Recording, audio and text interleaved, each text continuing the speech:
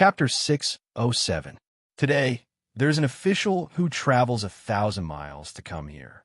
Glistening white rice, cook it for me to eat. Kindness far away in the water. Today, there's an official who travels 1,000 miles to come here. Find it into salt and add it for me to eat.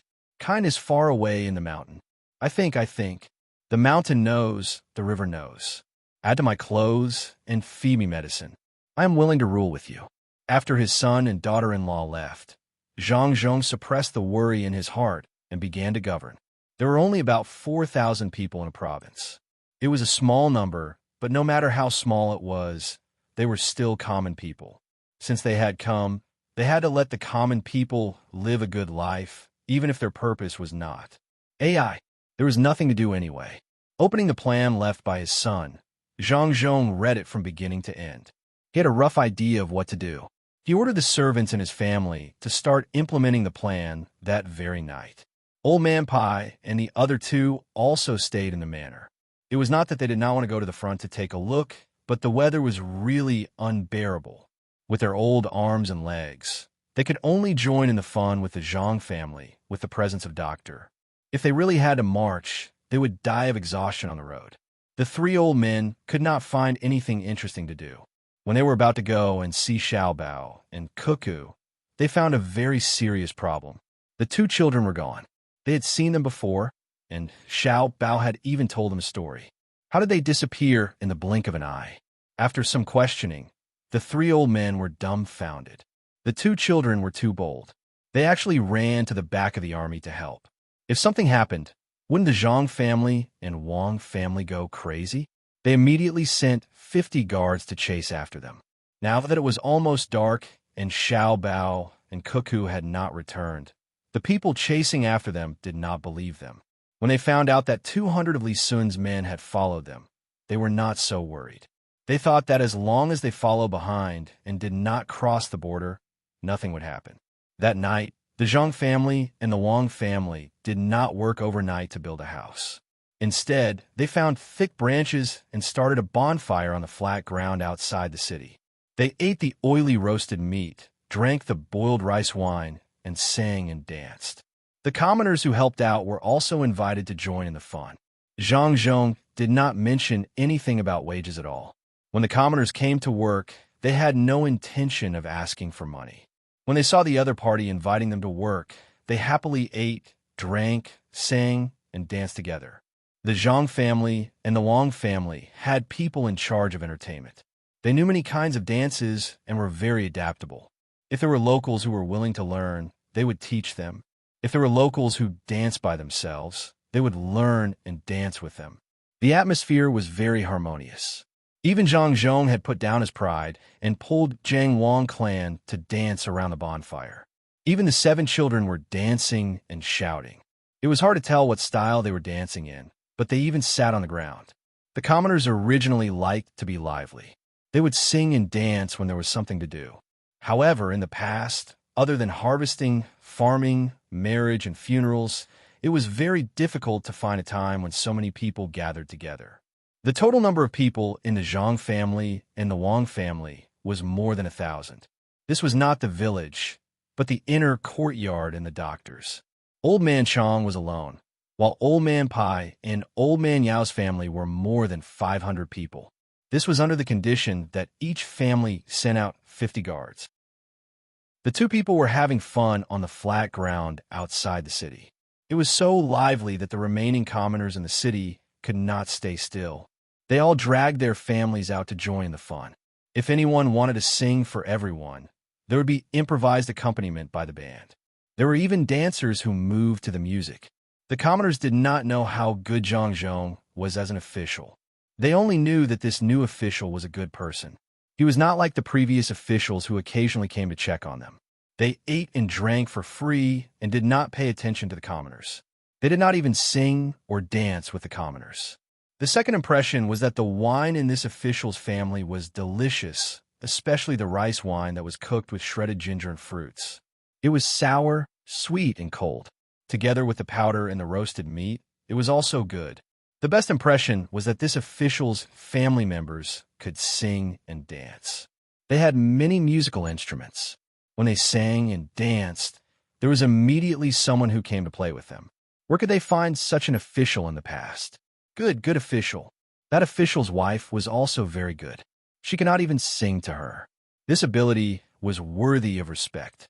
The commoners were satisfied, but the three old men were dumbfounded. They had lived for so many years, but this was the first time they saw the provincial governor bring his family and commoners out to play in the middle of the night instead of sleeping. What do you mean? Old man Chang did not believe that Zhang Zhong was so free that he would mess around. Especially after understanding the Zhang family's way of doing things, it seemed that every action had a deep meaning. Old Man Pai and Old Man Yao were also puzzled. This was not the style of the Zhang family. Didn't Zhang Zhong have a pattern when he became an official? First, he would find work for the commoners, then give them wages. When they worked, they would eat well. Then, he would find a way to lead the commoners to make a fortune together according to the local situation. In the process, he would also lend money to the commoners. The interest rate was very low. What was wrong with him today? He actually did not give wages, nor did he mention anything about loans. Could it be that he was sick from being cheated here? Old Man Pai drank a cup of medicine wine and also drank half a bowl of rice wine. He waved his hand and called over a person from the Zhang family's inner courtyard, who was in charge of delivering the wine. What is your family doing? If you don't sleep today, can you still get up tomorrow to build houses? Old Man Pai asked the person who walked over. In reply to Sir Bai, there is no rush to build houses. Everything will be done according to the plan. Winter is still far away, so the houses can be built slowly, the person respectfully replied. What is the plan? Old Man Yao asked from the side. The local economic development plan. Master said that every time I come, no matter what I do, as long as I am the provincial governor, I have the responsibility to let the commoners live a good life. Even if there's only one commoner, I can't ignore it, let alone more than 4,000 people. When the war is over and I withdraw, I have to at least double the income of the commoners. The person who came was still very respectful, but when he said these words, it made people feel his arrogance. Old Man Pai and Old Man Yao looked at each other. The two of them really didn't expect the Zhang family to do things like this. They were still busy with logistics, but they didn't give up on this place. If it was any other official who dared to say that they could double the income of the commoners in Idyll, they wouldn't believe it. But when it came from the Zhang family, they had no choice but to believe it. Waving his hand, Old Man Chang signaled for the person to go back to work. He didn't ask for details, because he couldn't ask. The Zhang family and the Wang family each had their own division of labor, so the person who delivered the wine definitely couldn't know the details of the plan. If only all the officials of the Tang Empire could be like this. Zhang Zhong is a bit stupid, but he can't find fault with the way he acts as an official. He is wholeheartedly devoted to the commoners, has never been greedy for taxes, and has never accepted bribes. It's hard to find someone like him, really hard to find. Old Man Chang took a big bite of meat, swallowed it, and evaluated Zhang Zhong. Old Man Pai also drank the rest of the wine in his bowl and said, that's because his family has the ability to make money. How much can he be greedy for? Even if he wants to accept bribes, he needs someone to dare to give it to him. Giving him money once isn't even enough to let him relax a little. The government makes a lot of money doing business, so who can afford it? If he gives less, wouldn't he be scolding Zhang Zhong? That's true, but what's the meaning of Zhang Zhong jumping around now? Xiao Bao and Cuckoo have left, so it's not good to ask Zhang Zhong directly. Old Man Yao also admitted that the Zhang family's way of doing things wasn't easy to learn. The main reason was that there were very few officials who could make money like the Zhang family and think of ways to let the commoners earn money. Building roads required money, and if they didn't have money, they had to wait for the imperial court to give them. That would be troublesome. Since it's not easy to ask, then let's wait and see. I'll be able to figure out something. I'll write it down and let other officials learn from it. Old Man Pai drank some wine and felt comfortable after relaxing. He leaned back in his chair and narrowed his eyes as he waited for the results. Zhang Zhong was still dancing with the commoners. He didn't have the talent for dancing, so he looked awkward when he danced. Fortunately, the commoners didn't care about how others danced. Most of them were actually dancing for themselves and for others to see. When they gathered together, there was food and drink, and they were happy when it was lively. The bonfire party didn't end until dawn the next day. People were arranged to send the commoners who were tired from dancing and fell asleep in the middle of the night, as well as the commoners who drank too much and fell asleep to their homes. During this time, there were a few doctors here to take a look at them. If they were sick, they were directly sent home with medicine. They also wrote down the method of boiling the medicine.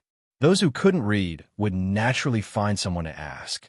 The next morning, both the Zhang family and the Wang family were sleeping. They only woke up when it was about to rain in the afternoon.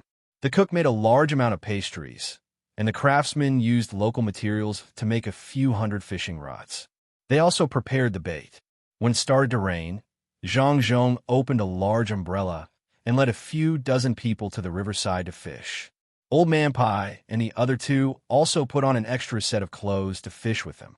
The commoners who also woke up were busy with their own family matters, while others were holding prescriptions and asking people how to boil the medicine. There were also some who wandered out to see if the new official had anything to do. When they saw the official who had danced and sang with them yesterday fishing by the riverside, they also came over to join in the fun. Zhang Zhong gave everyone fishing rods and prepared pastries at the same time. Suddenly, there were a few dozen more people. After the commotion last night, the nearby strongholds on the mountain all knew about it. They all sent people to find out what the new official was going to do. It would be good if he wasn't going to force them to fight for rent. After understanding the situation in detail, the people in the stronghold were puzzled, but they also had more expectations. They hoped that the new official would dance again so that they could join in. After all, the new official had many musical instruments at home and many people who knew how to dance. When he was fishing, Zhang Zhong didn't care about how many fish there were. Every time he caught a fish, he would show off to the locals. Every time the locals caught a fish, he would go over and celebrate with them. He gave people the impression that he wasn't a provincial governor, but a very ordinary person. After the old man Pai caught a big fish and was flattered by Zhang Zhong, he said in confusion, "Is this still Zhang Zhong?" In the past, Zhang Zhong didn't do anything. He was polite and didn't panic. He didn't show any joy. He was so steady that it made people feel that he was like a towering mountain. Could this be a person changed by the environment? On the third day, there was no rain at night, so the bonfire party continued. This time it was amazing. Not only did the people in the city come out, but many people in the stronghold also came out. The young chiefs of 2 strongholds also came out and joined the fun. They drank and chatted. Zhang Zhong and the 2 chiefs had their arms around each other's shoulders and walked around. From time to time, they would joke with each other. When it was dawn, he gave the people in the stronghold a lot of rice, salt, and cloth. He talked with the 2 chiefs and agreed that tomorrow they would go to one of the strongholds to play. If they wanted to eat mountain delicacies, it wouldn't be interesting if they didn't have enough. The 2 chiefs also agreed and took away a lot of wine. They said that when they went back, they would let everyone have a taste. They had to come and bring their families, including the children. Otherwise, they would look down on them. The people in the stronghold were very satisfied. This official was too good. He was so good that he didn't seem like an official, but like the chief of a stronghold. The people were satisfied, but Old Man Yao and the other 2 were not. Zhang Zhong was such an official. Wasn't he smearing the face of the imperial court? They couldn't help but look for Zhang Zhong. Zhang Zhong received the 3 old men in the tent. The charcoal stove was burning, and a teapot was sitting on top of it. A tea set was set up, and the Westlake Longjing tea was placed to the side. The melon seeds and dried fruits were also placed around it. When the 3 old men saw this, they knew that Zhang Zhong was going to treat them to kung fu tea. When they thought of Zhang Zhong's actions yesterday and this morning, it formed a strong contrast, making it difficult for them to get used to it. After watching Zhang Zhong heat the cups, pick up the tea leaves, wash the tea leaves, and rinse the water, the 3 old men each took a sip and poured away the remaining tea. Only then did Old Man Pai, who had been waiting impatiently, open his mouth. Yongsheng, Xiaobao, and Cuckoo went so far away. It's better to let them come back as soon as possible. They can go out and watch the fun. They can't delay their studies. Old Man Pai didn't have the right to question them directly. He didn't have the right to question them, so he could only beat around the bush. When Zhang Xiaobao and Wang Wan said that it would delay their studies, even he didn't believe it himself. There was nothing left to teach. What needed to be memorized, the two people with high IQ had already memorized it all. They had the ability to understand adults and the memory of children. Now, when Zhang Xiaobao and Wang Wan were together with Old Man Pai and Old Man Yao, they were mostly discussing or learning from the two old men's way of thinking. When Zhang Zhong heard Old Man Pai mention his son and daughter-in-law, his eyes flickered. As a father, he didn't feel bad for them, but no one else did. If there was someone in the two families who could do this, other than Xiaobao and Cuckoo, even if they were only half as good as his son and daughter-in-law, he wouldn't have to let the two children go out. He sighed and said, "Other people's children are still young, but Xiaobao and Cuckoo are older. If they want to go out and play, they can go out and play for a few days. I can't control them. Yongcheng, don't be like this. I think Xiaobao and Cuckoo are not bad. Before they left, they told me about the people in Idyll. Unfortunately, I didn't have time to ask them. Yongcheng, do you know what the two children are thinking?" Old Man Pai casually asked Zhang Zhong as he took the third cup of tea that Zhang Zhong poured for him. Zhang Zhong missed his son even more now. The plan didn't only write about how to carry out economic development, it also wrote about the reactions of the three old men. This was part of the development process. Otherwise, it would be really difficult to handle. Thinking of this, Zhang Zhong directly poured away the small cup of tea in his hand, which was already cold, and poured another cup of tea for each of the three old men. He didn't need Old Man Pai to continue beating around the bush. He straightforwardly said, "Sir Bai, are you here to denounce me? Say that I shouldn't have disregarded my position and played with the people like this?" Once the words were out in the open, the three old men really didn't know what to do. It was not good to say yes or no, but they couldn't say anything. Old Man Chang was more straightforward. He replied, "I have such thoughts, not to condemn, but to ask what the deep meaning is. The Zhang family's way of doing things has always been difficult to understand. Learn from them. Yes, learn from them. Hey, actually, I don't want to do that either. Wouldn't it be better to directly recruit workers and give them wages like the local people in Suzhou?" The same trick can be used back and forth, but it definitely can't be used. Just like the godson I took in Luzhou. Do I lack a son? If you don't take in the mountain people, they won't believe you. The people here are the same. Each of the strongholds only listen to orders. Unless I am ruthless enough to send troops to suppress them, otherwise they will be the same as before after I leave.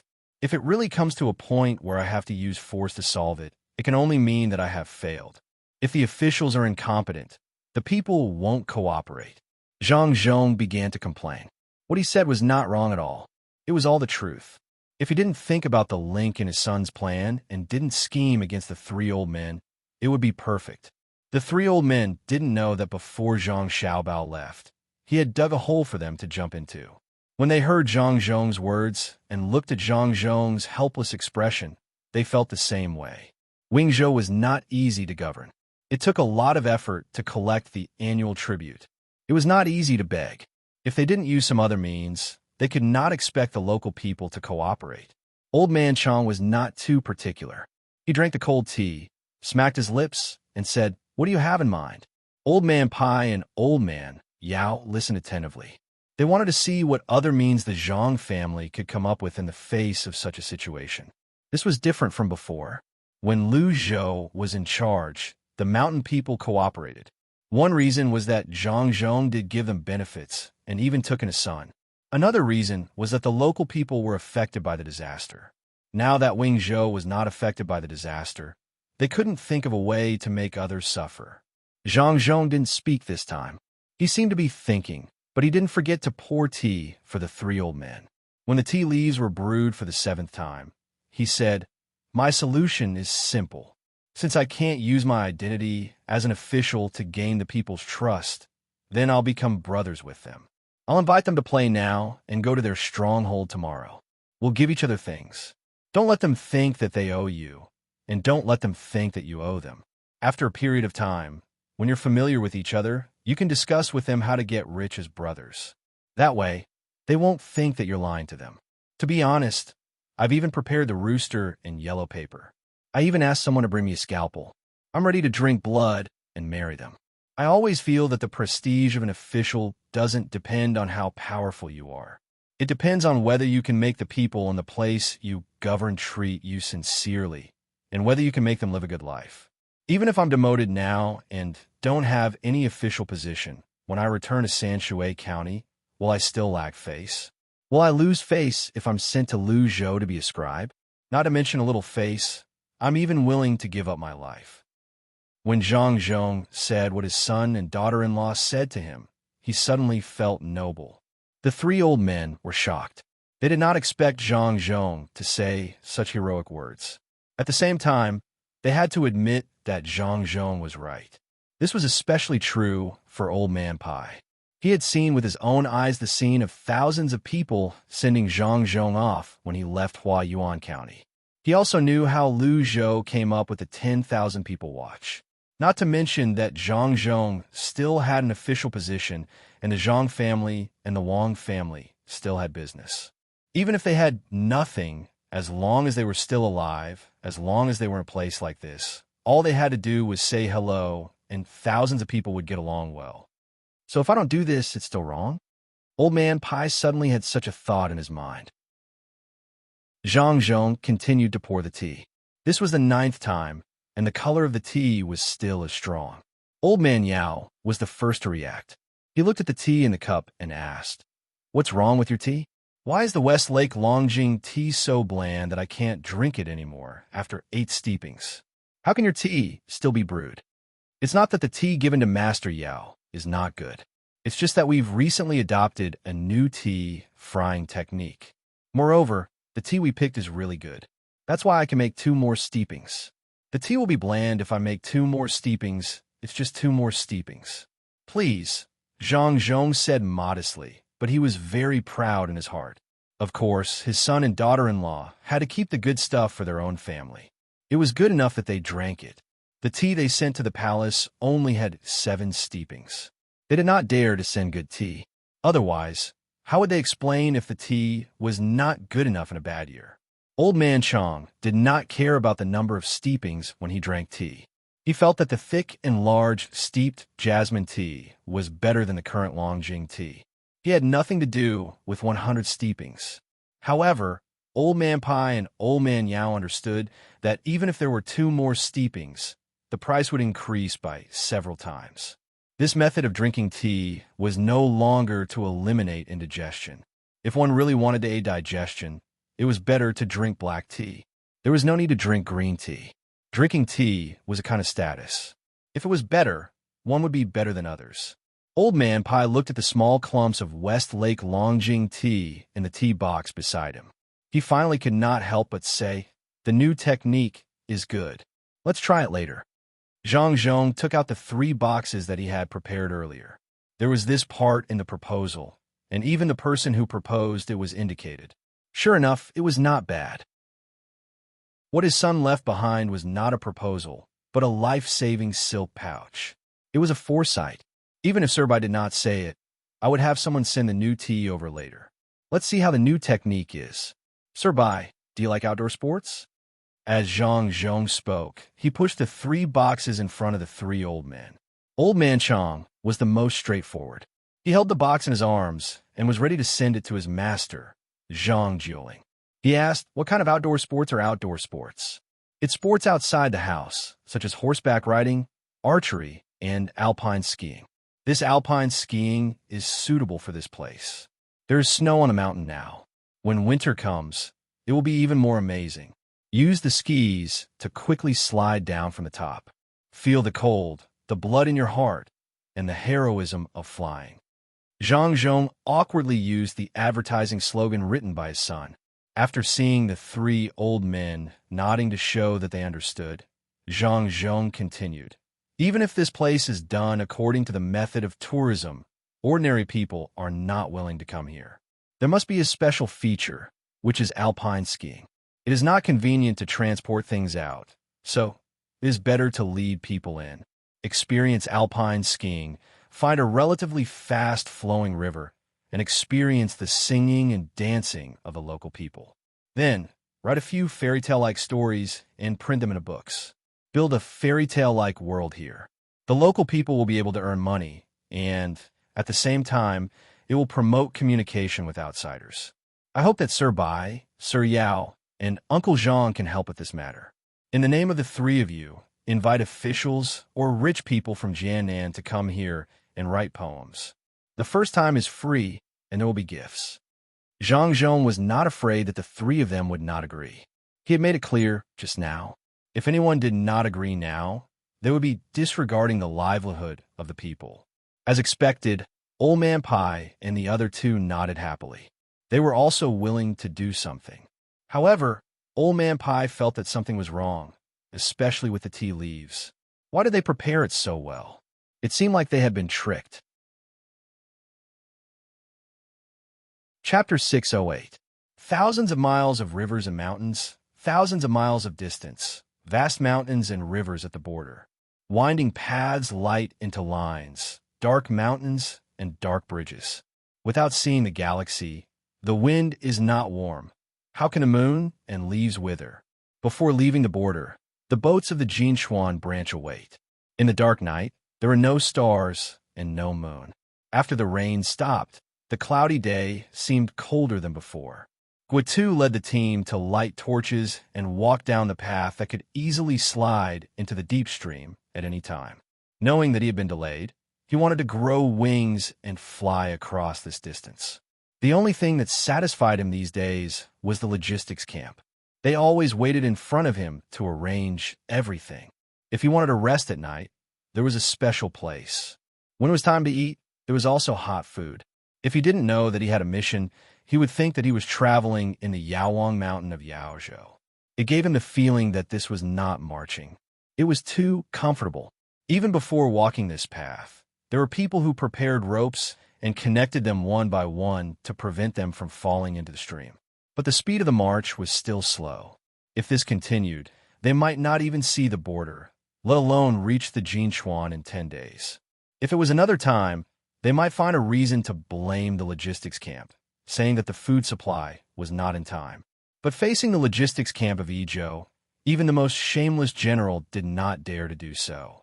If they all thought that the logistics camp was not doing a good job, how could they expect the logistics camp to carry them through? It was better to withdraw the army and let the logistics camp fight.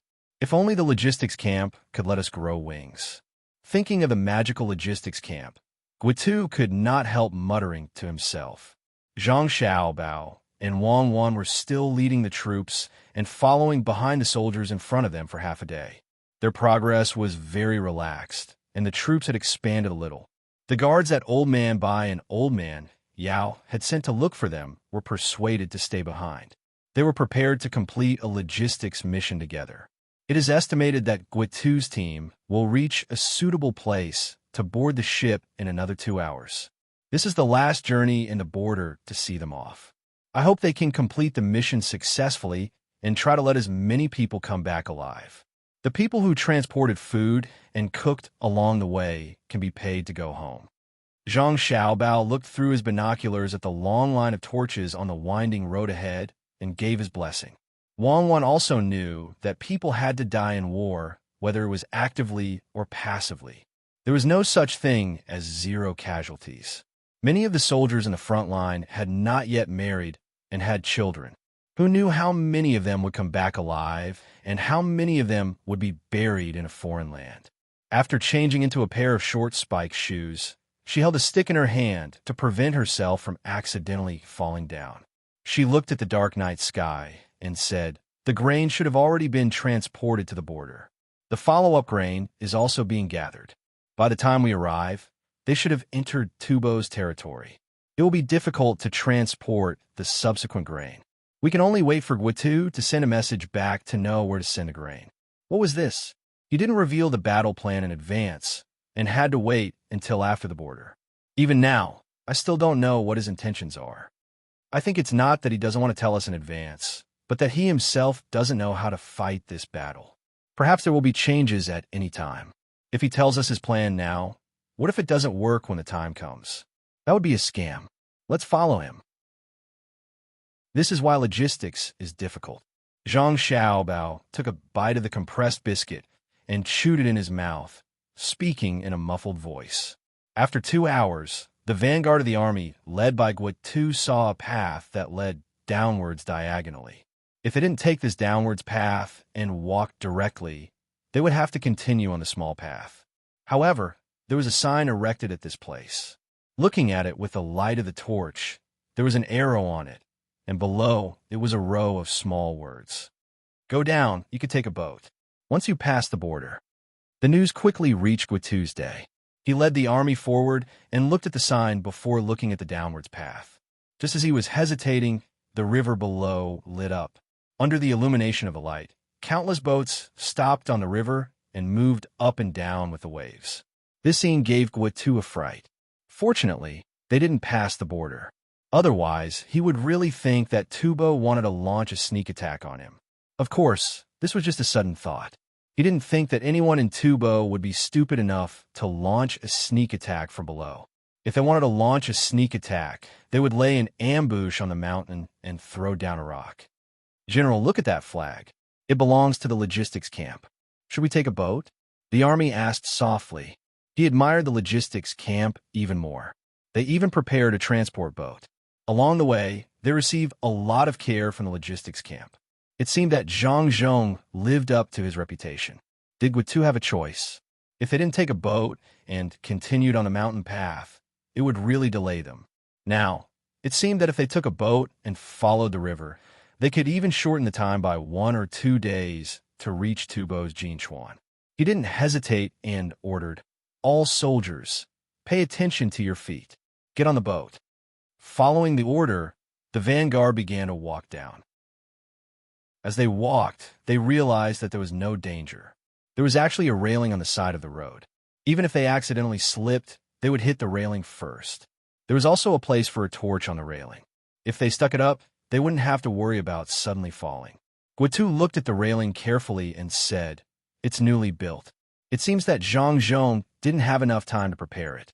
Otherwise, he might have built railings on both sides of the road. I just don't know if they can still deliver the provisions in time after we pass the border. General, they don't even know how we are going to move. How would they know where to send the provisions? Moreover, the imperial court only asked them to gather the provisions. Once we pass the border, our army will receive the provisions. Do we still need them to continue sending the provisions? Lu Jun didn't think that Zhang Zhong would do anything more. What he did now was already good. As long as they didn't lack provisions when they passed the border, then Zhang Zhong's mission would be considered complete. Of course, this would depend on how the imperial court arranged it. If Zhang Zhong continued to take the opportunity to provide support, then the logistics camp would have to wait at the border. At the very least, they would have to transport more provisions to the border cities so that they could provide enough provisions when the army in front needed them. Guotu also knew that he was thinking too much. How could the logistics camp follow to the front? Even if they did, they wouldn't go too far. Zhang Zhong was a civil official and didn't have an army. The consequences of going deep into Tubo were obvious. It was just that the logistics camp did too well, making people reluctant to leave. Unfortunately, once they passed the border, it wasn't the logistics camp's world anymore. He raised his hand and rubbed his face that was a little uncomfortable from the cold night air. He also followed the group and walked down. Every time they walked to a place that they thought was dangerous, they would realize that not only were the railings beside them higher, there were even steps under their feet. Just like that, 15,000 people were separated into hundreds of boats and went down the river. By the time Zhang Xiaobao and Wang Wan arrived, the fleet in front of them was already nowhere to be seen. Now, we don't have to continue making arrangements for the matters in front. There's no way to arrange them anyway. It's good now that we don't have to worry anymore. I haven't seen what the border here looks like, so I'll go over and take a look. Wang Wan stood at the temporarily built pier by the river and waited for the boats prepared for them to arrive. Zhang Xiaobao's mind wasn't on the battlefield at this time. He was thinking about how to recoup his losses. This time, we paid 120,000 strings of cash in advance. Li Longji is a black-hearted guy, so it's impossible to expect him to pay us back. I'm wondering if we can ask him to give us a piece of grassland and raise some good horses there. When the time comes, we can ship them to various places and find rich people to participate in horse gambling. It's a very interesting activity. That's a good idea. Even if it's further away and the conditions are more difficult, it's good to have a piece of land in Fengzhou, which is also Inner Mongolia. There are grasslands and deserts there, and we can raise more cattle there. If the climate isn't good, we can plant some cash crops like jujube trees or grapes. Those things will be more expensive if we ship them back. Wang Wan couldn't do anything about this. Even if Li Longji didn't do anything and gave her and Zhang Xiaobao a chance to avenge the people of Wangjiang, she would have to think of a way to take revenge on her own. However, it was different now. Li Longji was the one who suggested it first. If they couldn't pay back the money, they could use the land in exchange. She believed that Li Longji would agree very quickly. That place wasn't a good place to go now. The winds in the desert were strong, the weather in the grasslands changed frequently, and there were many wolves in the wild. The population was pitifully small, and they were all nomads. Ordinary people wouldn't go even if you gave them money. If they asked for a piece of land there, wouldn't Li Longji go crazy with joy? Thinking of this, Wang Wan said to Zhang Xiaobao, "Do we need to send someone back to tell Grandpa, Bai, and the others? We can only be at ease after we get the land." "Don't say it. We definitely can't say it. If we say it now, with those shrewd people in the imperial court, and Li Longji, this emperor, who is not stupid, they will definitely tell us a lot of difficulties. They will also talk about how good Feng province is and make us take out new things to exchange. In the end, the land they give us won't be big. Don't we have an account of the money spent this time? When it's over, we'll send the account book to Grandpa Bai. He'll naturally know what to do. According to my analysis, the biggest possibility is that they'll come and ask us what we want. We can't count on money. When the time comes, it'll be easy to handle." Zhang Xiaobao didn't want to be so proactive. At this time, it wasn't as simple as a confrontation with a local official. None of the people in the imperial court were easy to deal with. It wasn't just a matter of economics anymore. It involved political exchanges. Political exchanges required wisdom.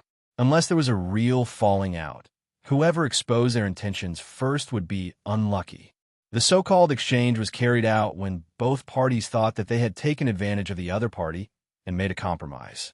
The simplest explanation was that the other party had achieved their goals, but they were still pretending to be innocent after taking advantage of the other party.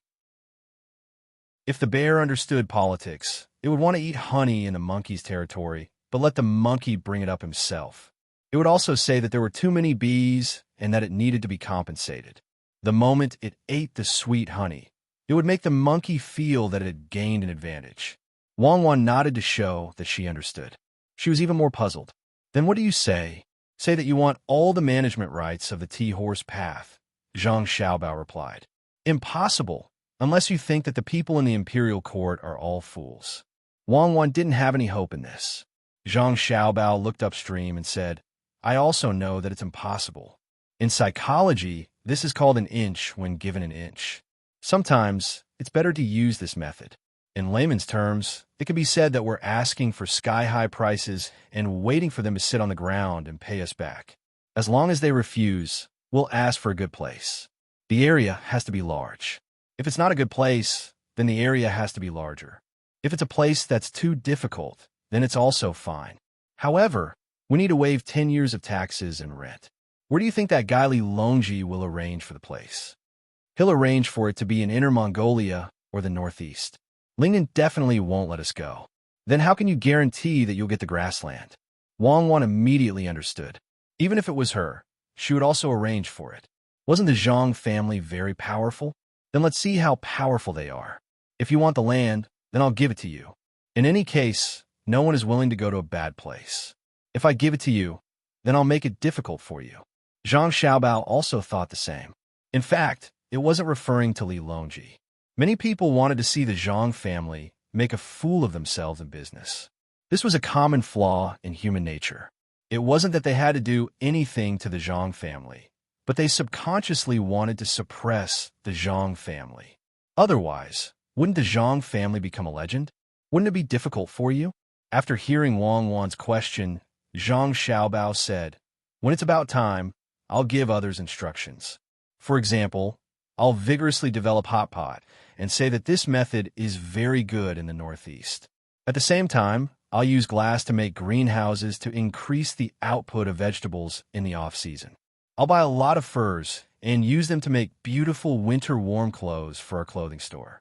I'll build ships at the estuary of the Yellow River and go to Liaodong Bay to hire local fishermen to understand the marine environment there. I'll also send people to open a new restaurant between the clouds and the water there.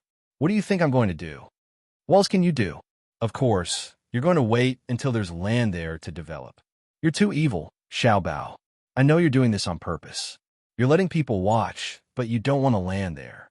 The only place left is Inner Mongolia. Are you trying to deceive us?" Wang Wan knew Zhang Xiaobao's character. Since he wanted to get a piece of land in Inner Mongolia, he would definitely fill in the details and lead others step by step to get the land there. Although there were times when he failed, it also depended on whether Zhang Xiaobao was persistent. If he insisted, he would find a way to achieve his goal. Zhang Xiaobao had been thinking about this matter along the way. In an era of power, unless one was prepared to be the emperor and overthrow the original regime, it was impossible to face it head-on. However, it was not so easy to be the emperor, especially for someone like himself. After becoming the emperor, he would definitely do his best to do everything well. That would be exhausting. More importantly, it was very difficult to overthrow the current regime. Even if one spent more than a decade to prepare, they would first have to go to a remote place to be the regional historian. Otherwise, they would not be able to get soldiers and would have to learn from Lushan. After that, they would have to launch a coup, and the consequences would be even more severe than the Lushan rebellion. They would weaken the Great Tang's strength and give the surrounding countries a chance to see whether they would settle their internal affairs first or the other countries would make a move first. Even if they won in the end, they would be old. They might be in their 40s or 50s, and they would not be able to enjoy anything. In terms of enjoyment, it would be the excitement of war.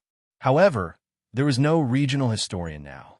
It was better to play games and enjoy life. Sometimes it was more comfortable to influence an era in the dark than to stand on the stage personally. What are you thinking about? Get on the boat. The boat is here. Wang Wan waited until the boat arrived. Zhang Xiaobao still had a contemplative look on his face. She nudged him and stepped forward. "Nothing much. I'll immediately send a letter back. Some things have to be planned in advance. Write a letter to Grandpa Bai and ask him to help find people who are not afraid of the cold while skiing in the mountains. At the same time, help train the guards who will be joining my family to resist the cold. At the same time, get the people in charge of business in my family to purchase aged black tea. Get the cloth merchants in the capital to send silk here. Get Grandpa Yao to take the lead and get in touch with the local officials close to the tea horse path. Hire a team that frequently walks the tea horse path at a high price. That's all. I'll add more when I think of something in the future."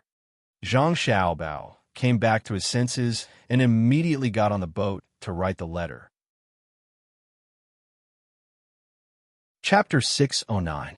The water flowed, and it was never too late to be happy. They cooked cows and sheep, drank wine, and exchanged cups. Zhang Zhong really brought his family to the village. The three old men also wanted to see how life there was, so they followed along. When they arrived, the three old men found that it was not easy to come to a conclusion. If they said that the locals were not living well, all of them seemed to be very happy, and there was no sign of worry in their eyes.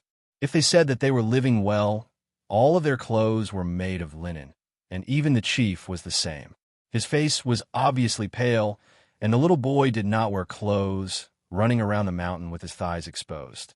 This is the relationship between spiritual civilization and material civilization that Xiao, Bao, and Cuckoo often talk about. It would be good if we could let them obtain more material income without destroying their unity and upward spirit. Old Man Pai was now like a theorist who specialized in this field, and said to Old Man Yao and Old Man Chong beside him. Old Man Yao was also used to this kind of talk. Anyone could say it, and it was the kind that kept saying it. However, The most difficult thing was how to increase the income of the local people. The outspoken old man Chang asked for old man Yao's opinion. Yongxing, what do you think we should do to increase the income of the local people? When Zhang Zhong heard old man Chang ask him, he was just about to say his idea, but after thinking for a while, he asked, I wonder if Uncle Zhang has a good idea? As he spoke, Zhang Zhong glanced at old man Pai and old man Yao, which meant that they had thought of a way. Old man Zhang shook his head at the same time. If they had a way, they would have said it long ago. The food produced in this place was enough for them to eat. Now that they were close to the prefectural city, it was more convenient to go outside. There was also the village that was far away. Only the wild animals on the mountain could be sold for some money. There were many fruits, but no one wanted them. Using the method in Shuzhou to raise them, what could be raised on the mountain? This place seemed to be a place where people could ski so that the commoners could earn a little money. However, not every mountain could ski. Seeing that the three old men couldn't answer, Zhang Zhong stopped talking about this topic. He pointed to the trees on the mountain and said, There are many trees here. Even if it is cold in winter, there is no lack of coal. Yes, cut them all down and make terrace fields. Old man Chang thought Zhang Zhong was reminding them of the idea of harvesting the trees, so he immediately followed suit. Uncle Zhang, there are already enough mudslides here. Let's stop tormenting people. What I mean is to choose a mountain that won't affect the roads and people. We can cut down and plan on it. The skiers need to keep warm when they come here, so we can earn some money. This won't solve the fundamental problem.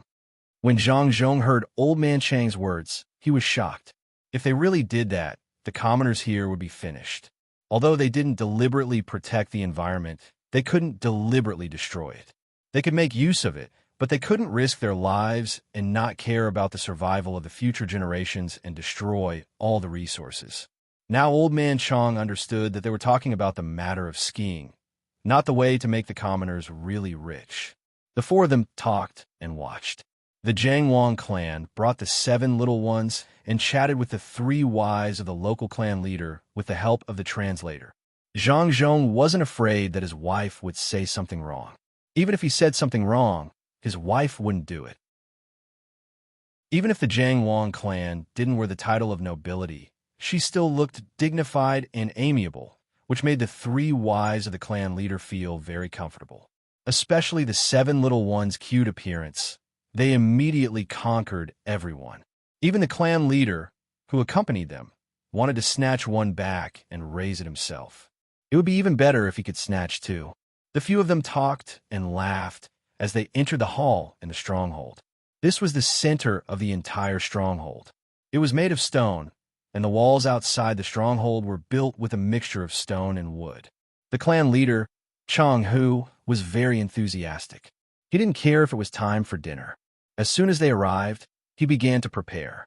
The cows used for farming were killed, the sheep were killed, and all kinds of animals hunted in the mountains were killed. There was no need for other methods. In fact, they didn't have many cooking methods. They just took out the meat and roasted it. It was lively and convenient at the same time. Old Man Pai and the other 2 saw that the cows were killed and felt distressed. They glanced at Zhang Zhong. Zhang Zhong seemed to be indifferent. It was as if the cows were no different from pigs. While roasting the meat, the people in the stronghold danced and sang with Zhang Zhong and the Wang clan. Wang Wan's father finally played a role at this time. Although he usually didn't care about anything, he had a high tolerance for alcohol. He was the kind of person who drank until the cup was empty. He helped Zhang Zhong drink a lot of alcohol. Zhang Zhong didn't drink much usually. He was always drunk, so he usually drank some medicinal wine and wine. Even if he was socializing with others, Zhang Xiaobao and Wang Wan didn't allow him to drink too much. The medicine and soup for hangovers were all prepared. Before coming this time, Zhang Zhong and the Wang clan had prepared. They specifically drank the diuretic medicine prescribed by the doctor. At the same time, they also made a medicine that simulated the absorption of alcohol into the blood. This allowed the alcohol to be excreted through the urine as much as possible. The people in the inner courtyard of Zhang Zhong and the Wang clan were specially used to compete with others in drinking. They tried to eat as little as possible.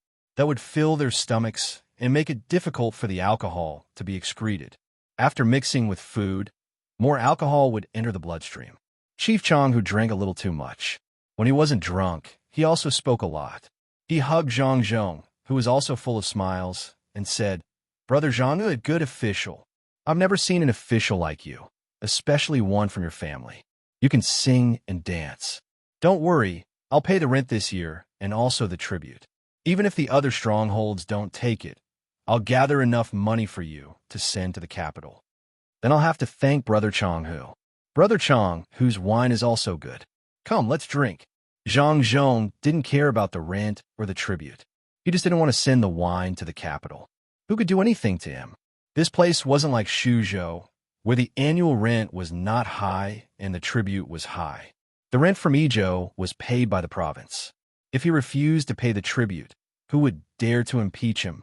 The rent was not even enough to cover the salaries of the two families. Wang Wan's father, who had a mission, also came over. He threw away the cup in his hand and said under the puzzled gazes of others, "It's not enough. Change bowls and drink." Chang, who also knew who this was. He was a rank 3 official. Seeing that the official was so bold, he also changed bowls. The other people who were drinking also changed their cups. Only Old Man Pai and the other two didn't move. They still couldn't tell what was good about the wine. Seeing Zhang Zhong praise it without blushing, the 3 old men were really helpless. If the wine was good, then what was the wine made by the Zhang family? When did the people who opened the restaurant learn to lie with their eyes wide open? As they drank, a problem appeared. The meat was mostly eaten by the people in the stronghold. The people of the Zhang family and the Wang family rarely touched it, but they drank a lot of wine.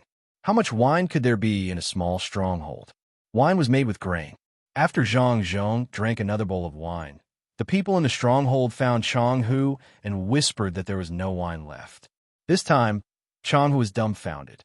He was drinking to his heart's content, but the wine was gone. This was embarrassing. Could he tell the guests to stop drinking and drink all the wine? Just as Chang Hu was in a dilemma, Wang Wan's father spoke. He said to Zhang Zhong, "In-law, I remember that we also brought a lot of wine when we came. Don't drink the same kind all the time. Let's change." Yes, if you didn't mention it, I would have forgotten. "Indeed, Brother Chang Hu, why don't you try the wine I brought?" Zhang Zhong had been waiting for this opportunity. He was really afraid that they wouldn't be able to finish the wine in the stronghold, so he used a negotiating tone when he asked. After all, it wasn't good to take the wine when someone was treating you to a meal. Chang Hu couldn't care less about anything else. All the wine in the stronghold had been drunk. Since Zhang Zhong brought the wine over, he might as well drink it. He happily agreed and ordered someone to follow him to get more wine. When the wine was changed, the 3 old men who had been drinking quietly poured out the wine in their cups. They held their cups in their hands and waited for someone to pour the wine brought by Zhang Zhong. Only after drinking the wine made by the Zhang family did they know what wine was. They thought that Zhang Zhong wouldn't send bad wine to the stronghold. Besides, the Zhang family didn't have any bad wine either. As soon as the people in the stronghold drank the new wine, they all became excited. It was good wine, and it wasn't brewed with grains. When they drank it, it was quite strong. There were all kinds of fruit flavors. Even the children drank a few mouthfuls and clamored to drink more. Chang Hu drank a bowl of wine and smacked his lips. He looked at Zhang Zhong in confusion and asked, "Brother Zhang, where did your wine come from? Why does it taste better than mine?" Zhang Zhong thought to himself, "Isn't this nonsense? If my wine can't catch up with your strongholds, why would I open a restaurant? The most important thing is that you don't have a good son and a good daughter-in-law." "Brother Chang Hu, to tell you the truth, there are countless restaurants in my family. There are people who specialize in wine making in each place. They make wine according to the local conditions. This time, when I came to Idyll, I also planned to find a place to specialize in winemaking. It should be in Mengdao County. I want to make wine with strong flavor, not soy flavor. You wouldn't understand even if I told you. You just need to know that I want to build a winemaking place here. The wine you drink is made with fruits from Shuzhou. There are wild fruits all over the mountains and plains there. No one wants them at all. In Haitian, no one wants them, but I want them. I make them into fruit wine. After fermentation, I add some white wine during the second fermentation process. See, the taste has changed. It tastes good and has a bit of aftertaste. When you drink it, it lingers in your mouth. After drinking it, you feel dizzy and comfortable. I originally planned to sell in the restaurant, but unfortunately, before I could brew some, I came here and couldn't sell it. The main thing is that there are many people there who can help pick the fruits. There are also many fruits. It's a pity that a wine that can make you rich doesn't have the benefits here. Zhang Zhong seemed to have drunk too much. He squinted his eyes and complained to Chang Hu. Chang Hu was also confused, but he understood. When he heard Zhang Zhong's words, he had an idea and said, "Brother Zhang, there are many fruits here. And the Haitian you mentioned, is it this thing?" Seeing the residue left in the wine for some reason, Chang Hu wandered to the side of the wall and found several black fruits the size of soybeans. He brought them to Zhang Zhong. "Yes, this is it. It can also cure diseases. Are there many fruits here?" Zhang Zhong took one, threw it into his mouth, and swallowed it. Many, the whole mountain is full of them. No one eats them, and people don't want them when you ship them to the outside. There's no need to be afraid of few people. Everyone, adults and children, will do it.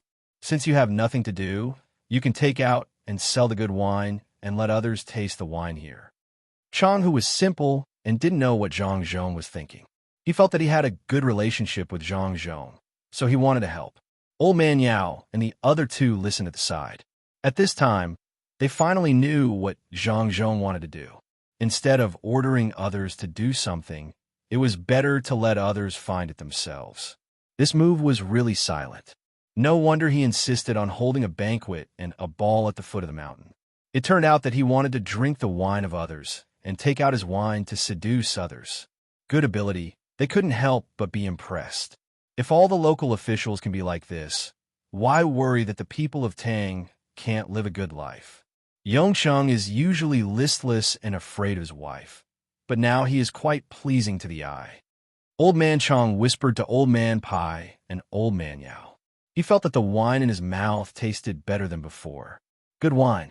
Many of the wild fruits here in the mountain have turned into wine, which is valuable. The first method is to build a ski resort. The second method is to make wine. Let's see what other methods there are. Old Man Yao was also in a good mood. Being able to see the local people living a good life was sweeter than eating honey. Old Man Pai was also very emotional. Seeking merit, not publicity.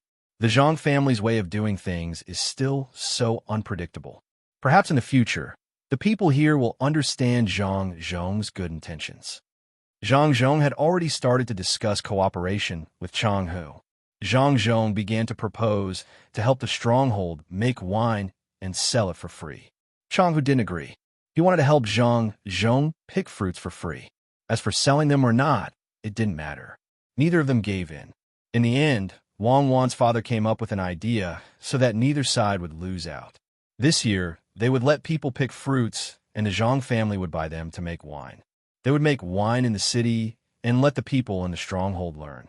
Next year, Zhang Zhong would no longer buy fruits. He would buy wine, do the second fermentation himself, and sell it in the restaurant. This way, no one would lose out and no one would take advantage of the other. Zhang Zhong, who was in a daze, and Chang Hu, who was in a daze, agreed happily. The matter was settled in this way. After that, it was time to drink and celebrate. Zhang Zhong also sent a lot of spices to the stronghold to test on the barbecued meat. The taste was really good. The Zhang family will lose out this time. The wine will be sold immediately after the fruits are put away. The Zhang family needs to put in money first to give the locals a chance to make money in advance. The first fermentation will take at least 3 months to make wine, and the second fermentation will also take about 5 months to make wine. When did the Zhang family pick fruits and make wine in Suzhou with the locals? There don't seem to be many wild fruits there, and there's not enough time. As Old Man Pai spoke, he suddenly thought of this very important question. Old Man Chan explained, "Those are Luzhou's fruits. They've been there for 2 years. Of course, the taste is good. It's impossible to achieve this taste in 8 months. If the taste is not good enough, Chang Hu will think it's not easy to sell. How can he agree? I think it will take at least 2 years for the Zhang family to turn the fruits in Yizhou into wine before they can make money. What's this called? Yes, holding the goods. The Zhang family usually likes to use the quasi-cash flow method when doing business. That is, they try to transfer as much money as possible. When doing business, they always put in a small part of their money and let the local merchants cooperate. If it weren't for the sake of the local people, they wouldn't be willing to put money here. That's right. I heard Xiao Bao and Cuckoo occasionally mention that there's a method called cash flow to make money. Something like borrowing, splitting, and mortgaging should be more profitable. However, Cuckoo doesn't seem to agree, and Xiao Bao also said so. I really don't know what kind of method it is. Why don't they use it? Old Man Pai also knew some things. He didn't know that this kind of business model would cause financial turmoil, especially when Zhang Xiaobao was operating it. In this era, if Zhang Xiaobao wanted to, he could mess up the entire financial system of Tang. The financial system was already unstable, especially when it came to currency exchange. Chang, who didn't know what this brother of his planned, and he didn't know the specific situation of the Zhang family. He didn't even know where Shuzhou was. He only knew that this official was good, and Zhang Zhong's little guys were fun to play with. It was a pity that he couldn't snatch them. Looking at the 7 little guys, and then looking at his own children, the difference was like heaven and earth. Even if they changed into the same beautiful clothes, it still wouldn't work. Brother Zhang, how did you raise your children? I wish I could take a pair of them and put them at home. They sit there like little adults. When other people go over to talk to them, they always welcome them with a smile. My family's children are far worse. They're not big, but their tempers are not small. Chang, who pulled Zhang Zhong and asked with jealousy. Zhang Zhong thought to himself, of course. Look at who's teaching them. You haven't seen Xiao Bao and Cuckoo. Otherwise, wouldn't you be jealous to death? How can the methods of immortals be compared to mortals? Sigh. He didn't know if his son and daughter-in-law had suffered along the way. When this matter was over, he would really have to become an official in Luoyang or Beijing. He didn't want his 2 children to run around and suffer along with him. Sighing softly, Zhang Zhong put on a smile and said, Brother Changhu, this isn't easy. Send your children to my place and see if they can play with Xiao Bei and the others. It'll be fine if they stay with me for a while. It's not easy to control my 2 children. If I'm not careful, they'll run away. They won't listen to me no matter how I beat them. If I leave them with you, won't they cause trouble for you? Changhu was really tempted, not to mention whether he could learn to be as sensible as the other children. Even the food and drink at the foot of the mountain was better than on the mountain. However, he heard that when Zhang Zhong came, the 7 children had their own big houses, the kind with wheels below, and there were specialized doctors to take care of them. If he really sent them down, they wouldn't have to worry about getting sick. They could eat well and play well. They could even learn how to read and write with other children. Look at other children. They could actually use a branch to write their names on the ground. If they learned it, when they met people from other strongholds in the future, they could squat there and write their names. That would be so embarrassing. Now, he could only be envious of other children. When Zhang Zhong saw that Changhu's words had some meaning, he immediately said, Don't worry. Children run around looking for things to play with. I have a lot of toys. As long as there are children to play with, they'll be safe. This matter is settled. We'll take them back at night. The more the merrier. This time, Changhu didn't insist and happily agreed. Suddenly, he thought of something and said, Brother Zhang, how about this? I'll look for people from other strongholds to pick fruits together so that your family can brew more wine. Really? Then Brother Chang, who has helped me a lot. Drink. Zhang Zhong was completely relieved. He raised the bowl and drank it all. Chapter 610. Fruits are fragrant in autumn, and people are busy picking them in Idyll. Rich people look forward to skiing, and craftsmen work hard to burn vats. Zhang Zhong, who was drunk, refused Changhu's invitation to stay before nightfall. He took Changhu's son and daughter with him and left the stronghold to prepare for the relevant matters. The next morning, Changhu, who had sobered up, remembered what he had said the day before. He quickly gathered the adults and children in the stronghold to pick ripe fruits in order to help Zhang Zhong's family make wine. Zhang Zhong found the 3 old men to discuss sending invitations to various hedonistic sons and daughters of wealthy families to come here and play. He also found nearby craftsmen to make vats for fermenting fruits. He also posted notices in the city, asking the people in the city to help the craftsmen as much as possible so that they could learn the craft and make vats for themselves in the future. With Chang Hu taking the lead, the people in his stronghold began to work hard. With such a big commotion, it was difficult not to alert others.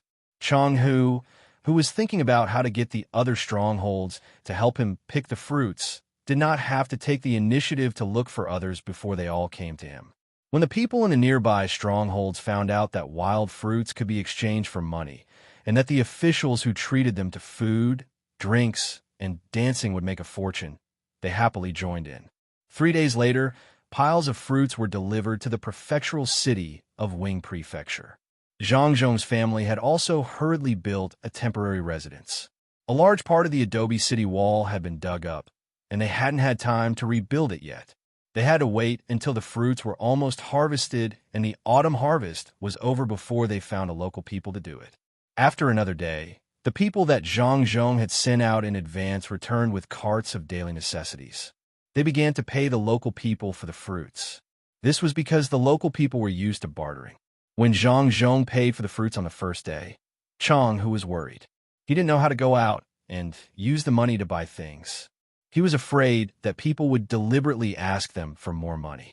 He told Zhang Zhong that it was better to use things to barter. They all knew how much their things were worth and weren't afraid of being cheated. Zhang Zhong was speechless. How could they not be cheated when using things to barter? When Zhang Zhong heard Chang Hu say that they had a fixed person to exchange with, he understood that they were being controlled. Seeing Chang Hu's awkward expression, he could only send someone to buy something. As a result, the largest and most comprehensive store in Wing Prefecture City was created. It was responsible for trading with the locals and purchasing all kinds of furs and medicinal materials at 80% of the price of goods sold outside. The remaining 20% was included in the transportation fee. When the people in the nearby villages learned about the market situation outside and found out the price of the items they had exchanged, they all clamored to go out and kill the people in the shop who had exchanged with them. A bear skin could be sold for 15 strings of coins, and the better ones could even be sold for 20 strings of coins. The salt they bought with that much money was enough to feed a village of 100 people for 2 years, and there was still leftover salted meat. In the past, they could only exchange for a scoop of salt, which they thought was cheap. If they ate sparingly, it could feed the people in the village for more than a month. How could Zhang Zhong let them go out and cause trouble? He persuaded them in every way possible and promised that the store in the city would continue to provide all kinds of daily necessities in the future. He would also be responsible for collecting money and going out to buy the designated items. Of course, this required the local people to get used to using money as currency in the future. The people held back their grievances of being cheated and began to work harder to pick fruits for Zhang Zhong. They acknowledged Zhang Zhong's position in their hearts. He was a good official. He even told them such an important thing. At the same time, a few people who were the most proficient in speaking official language were also dealt with. They were the people who often brought people out to trade. In Idyll Prefecture, they actually had a big house and many good lands outside. Needless to say, everyone understood what was going on. After solving the income problem of the people in the nearby villages, Zhang Zhong began to prepare to let the people in the distant villages know about the situation here. However, before he could send people to the villages further away in the mountains to think of a way to persuade them, the people in the distant villages accidentally learned about the situation here. Gong Shi was the son of the chieftain of Little Bear Village, Gong Mu. His father was old and wanted to pass on the chieftain's position to him. However, this year did not seem to be good. The continuous rain made the crops in the fields not even half as good as last year. In addition, there was an accidental fire in the village, which burned a lot of linen and the furs they were going to trade for. They did not know how to survive this year's winter. He had to think of a way for the people in the village. He had to take the people in the village outside to see if he could find some work that they could do with their strength. When winter came, they could trade for some food and linen before coming back. At that time, they might be able to survive the winter. They would not have to suffer from the cold because of the continuous rain. With this thought in mind, Gong Shi turned around and looked at the strongest person in the 20 villages walking behind him. He looked at the sky and saw that it was almost dark. He thought that there was a village not far from here. Perhaps they could go there to have a good rest, or they could continue on their journey and live in the city. Hurry up, hurry up. We don't have to sleep outside today. Hurry up. Gong Shi shouted at the people in the village and began to speed up. He lowered his head and looked at his feet as he moved forward. The people in Little Bear Village also knew that this was a mission. They had never done this before. When faced with the unknown, they felt a bit of worry in their hearts, but also a bit of excitement and expectation. They were prepared to do a good job outside, and when they came back, they would become heroes of the village. Therefore, they, who had already been on the road for more than 10 days, didn't care about the fatigue of their bodies at all. They followed behind their future chief, hoping to have a good sleep in the city and eat a full meal so that they could save up enough strength to work. When it was almost nighttime, the sky became overcast. Those familiar with the weather knew that there would not be rain. At midnight, they might be able to see the stars, so they didn't have to worry about being soaked through like they had been a few days ago. Just as the group of people picked up their pace and jogged forward, many dots of light suddenly appeared in front of them. They swayed and illuminated the people nearby. There were actually many people holding torches and swaying in that direction. It was unknown what they were doing. With curiosity in his heart, Gong Shi couldn't help but stop and look in front of him in a daze. The people behind him also stopped and pondered. The people in front of them didn't rest early at night, but instead ran up the mountain to do something. After thinking for a while, Gong Shi, who still couldn't figure it out, began to slowly move forward. When he got closer, he let out a sigh of relief. He recognized the people in front of him. They were the people from the mountain village who couldn't make it in time to stay for the night. Not only were there adults, but there were also children climbing up and down. When he discovered the other side also noticed that there were people moving around. Because they didn't light torches, the other side couldn't clearly see who they were. Immediately, a group of people gathered together and shouted at them in a chaotic manner. "Is Chang Mountain here? It's me, Gong Shi of Little Bear Village." Gong Shi didn't want to misunderstand and let the other side shoot a bunch of arrows. He hurriedly shouted at the top of his lungs, his voice echoing in the mountains. After shouting, Gong Shi signaled the people behind him to not move. He walked forward alone. When they were within the range of the torch, the people on the other side finally relaxed their vigilance. A person holding a bow walked out from the crowd and came in front of Gong Shi. He laughed and said, "Brother Gong Shi." "Sure too. Why did you come here? You must be tired. Come eat some fruit. Later, come to my place and drink some wine." "Good wine. The new official surnamed Zhang wants to sell it. Yesterday, when I was picking fruit, I caught a deer. I gave half of it to the official surnamed Zhang, but the other half hasn't been eaten yet. Just in time, I'll let you taste it. The new seasoning is different from before." Chang Mountain was very enthusiastic. His enthusiasm made Gong Shi feel as if he didn't know Chang Mountain. Generally speaking, if a deer was caught, it would be taken outside to exchange. Whether it was deer skin or deer meat, the exchange was more than usual. If a deer was caught alive, it would be even more amazing. How could he be willing to eat it? What puzzled Gong Shi the most was what kind of official had come and even gave him half of one. Could it be that this new official was so powerful that he could control the people here? With doubts in his heart, Gong Shi first waved his hand to the people behind him and asked the people in the stronghold to come over. He asked Chang Mountain puzzledly, "What's the new official? How many people did he bring?" "A big official, the most senior official.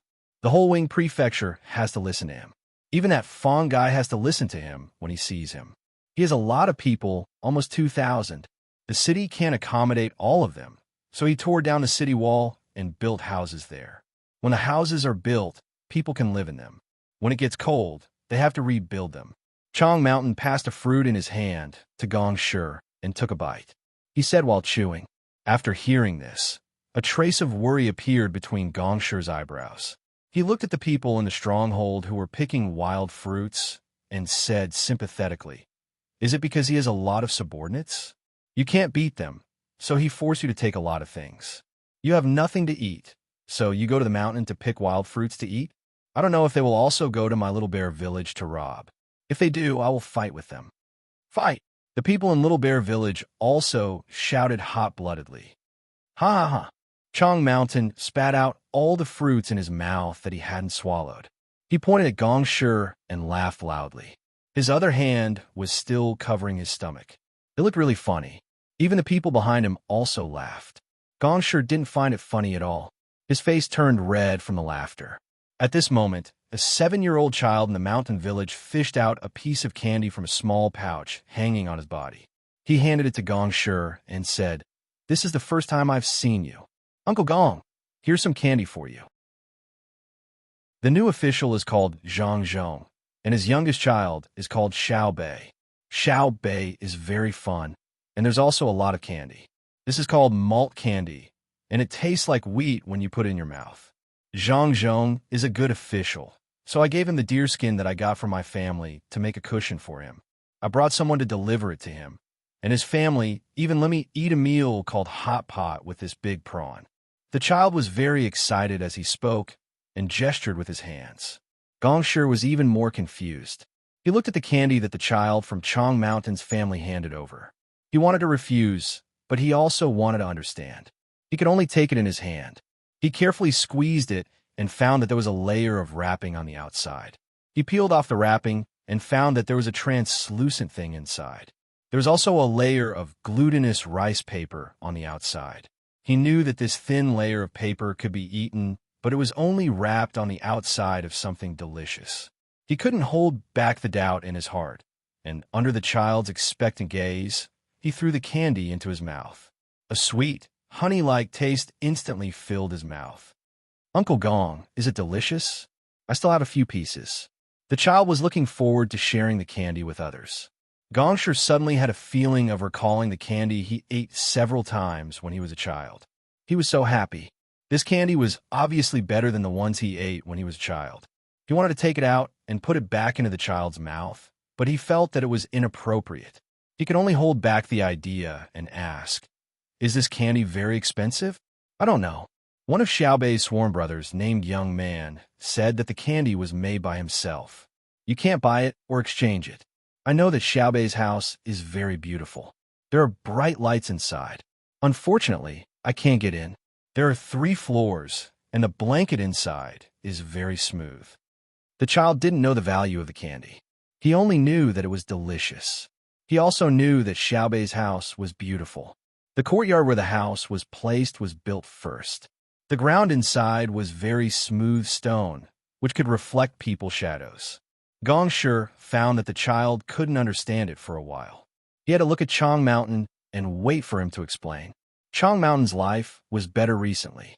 He exchanged a lot of things that he usually needed with fruits, including beautiful porcelain bowls. He was in a good mood. When he saw Gong Shi looking at him, he laughed and told Gong Shi what happened in the past few days. From Zhang Zhong bringing people here, to eating, drinking, and playing outside the city, and then to collecting fruits to make wine, to opening a new shop, and to being cheated when he exchanged things before. The more Gong Shi and the others listened, the more surprised they were. The more they listened, the more they didn't dare to imagine. How could there be such a good official? The one surnamed Fong had never found people to drink, sing, and dance with, let alone exchange things for the wild fruits that no one wanted. Every year, when it was almost winter, the Fong guy would go to the villages one by one and ask the people in the villages to pay the rent and also hand over the land as tribute. If it wasn't for his pitiful appearance, they wouldn't have given him anything at all. The land he was given did not produce much at all. It was the worst land. The new official was so good. He didn't mention the rent and tribute, but collected the fruits as soon as he came. He even sent the good things outside to open a shop in the city. What was his plan? Sure, too. Since the fruits can be exchanged, we don't need to look for work outside anymore. The people outside are not good. They always bully us. Let the people in the village pick the fruits and send them here. One of the people in Little Bear Village was smarter. He immediately thought of the key point of the problem and came to Gong Shi's side to propose. Gong Shi was no fool. How could he not think of this? But he had other ideas, so he asked, "Then can we also exchange things for tribute?" "Yes. This year, Gaoshan village is prepared to pay more tribute. The rest will be left for the official surnamed Zhang." Chang Hu's village also said that even if the other villages don't pay, they will take care of everything. Chang Shan said generously, "So the official surname Zhang is the same as the official surname Fang. He wants to use us and is afraid that we won't pay the tribute.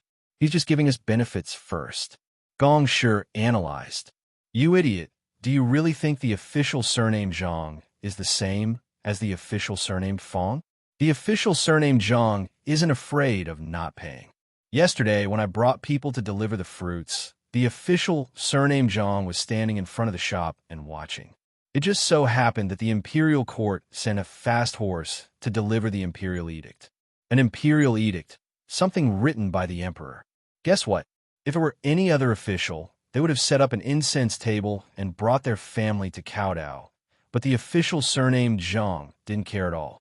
He took it, opened it, and threw it to the servant behind him.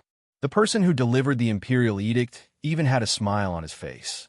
He didn't dare to say anything disrespectful to the emperor. How could he be afraid of not paying the tribute? Also, after delivering the fruits, I sent people to ask around. Guess what? This time, he wasn't the only official who came. There were several third and fourth rank officials. Later, I heard that the imperial edict wrote that the old man and his family was going to be an official. They were all second-rank officials. His mother was also a second-rank official. What kind of imperial title is that? Even a kid called Xiao Bao, who I've never seen before, is a sixth-rank official. The people I sent heard from the three old men that the emperor felt that the road was too far, so he didn't give them the money or the official robes. He only sent people to bring a few goldfish bags and told them to prepare everything else themselves. Chang Shan pretended to be mysterious as he talked about this gossip. The crowd also listened mysteriously. After one of the people in Little Bear's stronghold heard this, he said, "Is it because the emperor doesn't treat his family well? He didn't even give them a reward. I think you're also an idiot." Chang Shan looked at this person and continued, "This means that the emperor doesn't treat his family well. How could he give them a bad title? How could he treat the imperial edict like that? I saw it clearly when he threw it to others. It was like throwing a rag. Listen to me, you don't have to pay the rent this year. If you do, you'll just be giving the official surnamed Zhang his salary. He may not be used to eating and doesn't care about that bit of food. However, you can only give more, not less.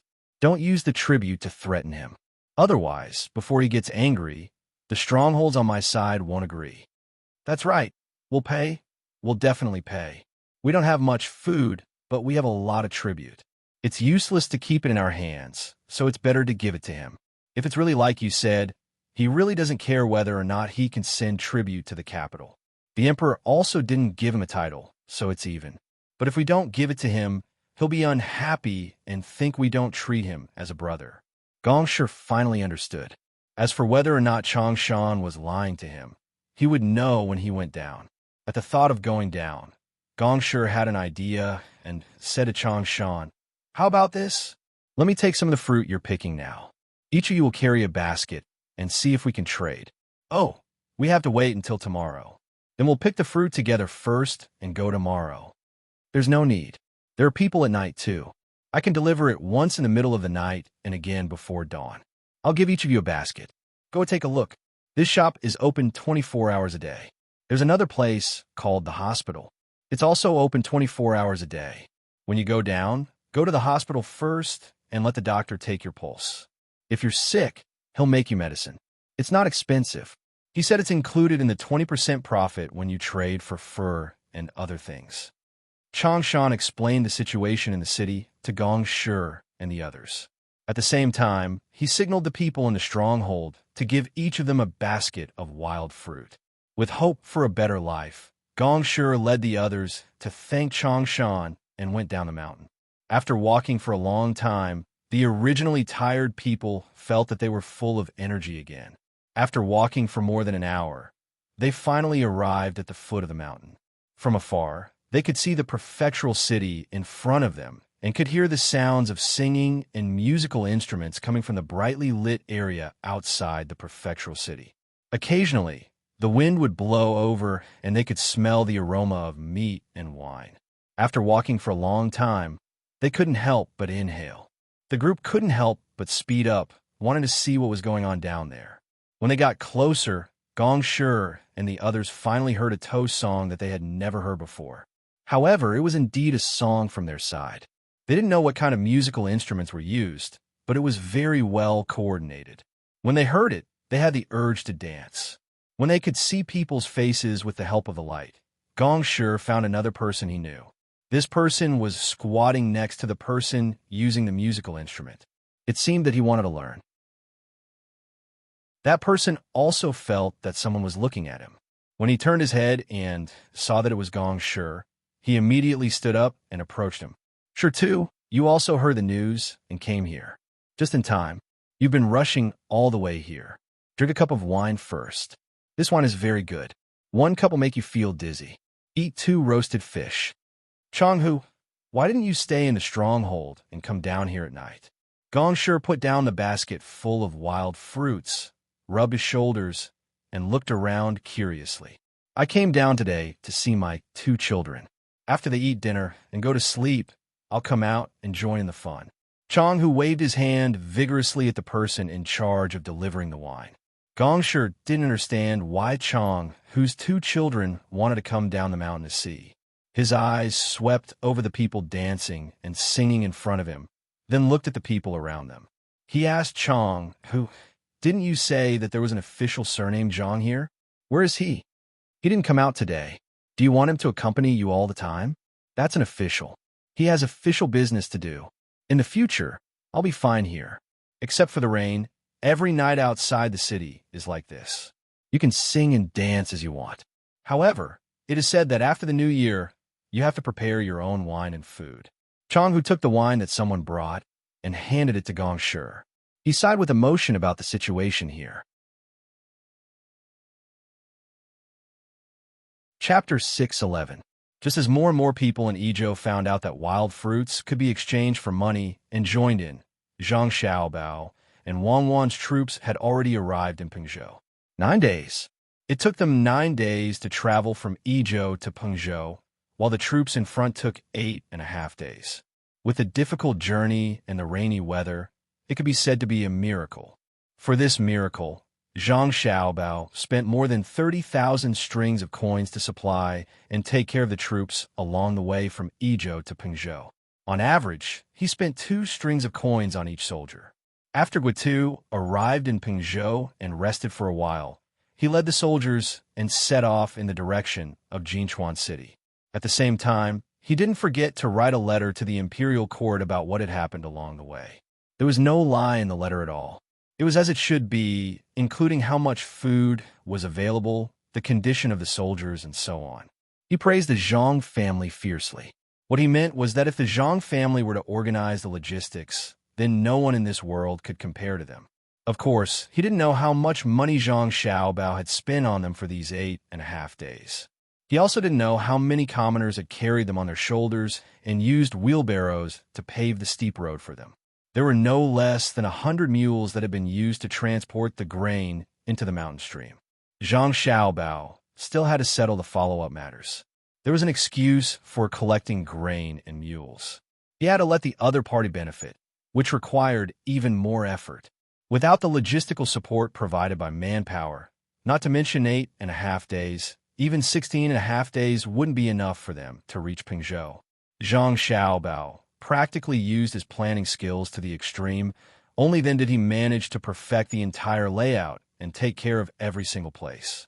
Guitu left with the provisions that Zhang Xiaobao had prepared for him.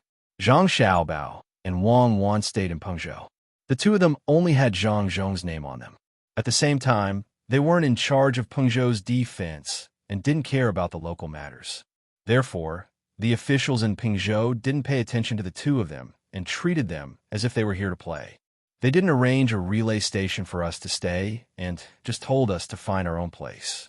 No matter what, we're contributing to the country. Before Zhang Xiaobao and Wang Wan could say anything, the people in the inner courtyard were already dissatisfied. Zhang Xiaobao hurriedly berated them. If you say anything more, then go back. We were arranged to gather grain for the army, not to take over other people's defense. The reason why we're still waiting here is because we're afraid that the imperial court will continue to order us to gather more grain. I reckon that it's impossible. Even if we gather more grain, they won't need us. With the Jiannan military governor around, he'll be busy when the time comes. Wang Wan also said from his side, hurry up and find a place. This place is not bad and there are many mountains. It's perfect for training. Even Grandpa Bai and Grandpa Yao's people will be trained together. Remember, if you see any pandas with dark circles on their eyes in the mountains, catch a few for me. If you see any pregnant pandas, it'll be even better. When the time comes, bring them back for Xiao Bei and the others to play with. As Wang Wan spoke, a scene appeared in her mind. A 4 or 5-year-old Xiao Bei and the others wearing beautiful clothes walking on the streets with a silly panda following behind them. They would stop from time to time and look around. It must be very interesting. Then they had to be trained from a young age. Otherwise, the pandas would easily eat Xiao Bei and the others as snacks. After getting used to being together, the pandas were still very cute. Wang Wan immediately carried out her plan, leaving the people in the inner courtyard to follow Zhang Xiaobao's plan. She and Zhang Xiaobao led the 56 members of the Zero Squad, Li Sun's 200 bodyguards, and Old Man Pai and Old Man Yao's 100 people. A total of 358 people went to the nearby mountains to play. This place is good. It's rich in resources and all kinds of minerals. It's a pity that we can't develop it right now. We can only wait until we have the conditions in the future. It's said that there's a lot of limestone here, which can be used to make cement. There's also a lot of medicinal herbs. Since there aren't so many people picking them, let's gather more and bring them back to the research institute. Wang Wan changed the environment and didn't think about the war in front of her. She happily talked to Zhang Xiaobao as they walked on the road. Zhang Xiaobao was still thinking of other plans. He couldn't let this trip go to waste. No matter what, he had to obtain enough benefits to scare Li Longji. Otherwise, he would send them to the border for no reason in the future. Most people wouldn't be able to adapt to the climate here. Thinking about the various frontier poems written by Gao Shi in the future, he knew that once they left Pingzhou, they would only be waiting to suffer. Hearing Wang Wan's words, he said absent-mindedly, yes, there are still a lot of things that we have to think of ways to make use of. For example, the bamboo and coal here. If we don't use them properly, it will be a waste for us to come so far. I'm talking about medicinal herbs. What coal and bamboo? I remember that this is the most suitable place to produce medicinal herbs, especially the temperature and humidity.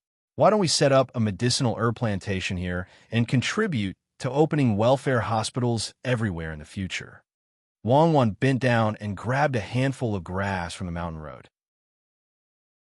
She looked at it in her hand, as if it was medicinal herbs that were everywhere. Then let's try to plant one. Even if it doesn't succeed, we can let people know that there is such a method. Nowadays, people just go and pick them directly. As the tools become more and more advanced, there are no good medicinal herbs left. Now, why do I feel that Guitu might not be able to win? Isn't it a little too little to send 15,000 people? I remember that a few years ago, Tubo sent 100,000 or 100,000 soldiers.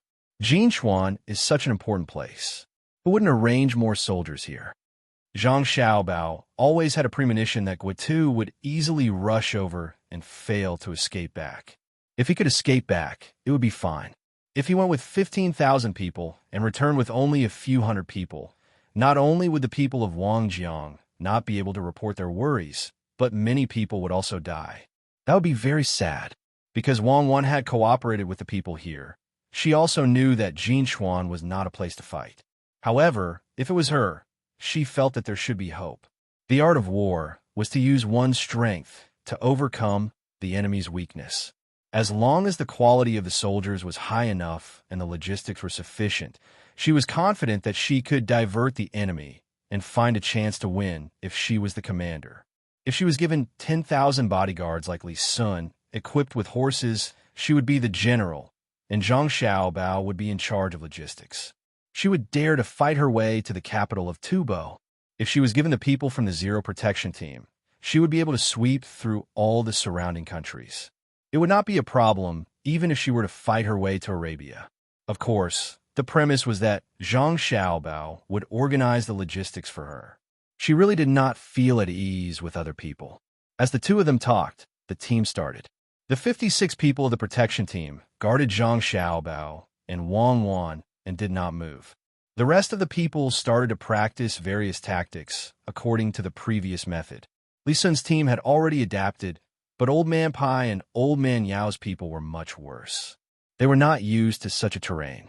When they were going up the hill, they felt that it was nothing. They were similar to Li Sun's people. Everyone was the same. However, when they started their normal training, they realized that things were far from as simple as they thought. In the beginning, because they were full of stamina, they did not know how to conserve their energy when running up the hill. In the process of chasing back and forth, as time passed, they realized that they did not have any energy left.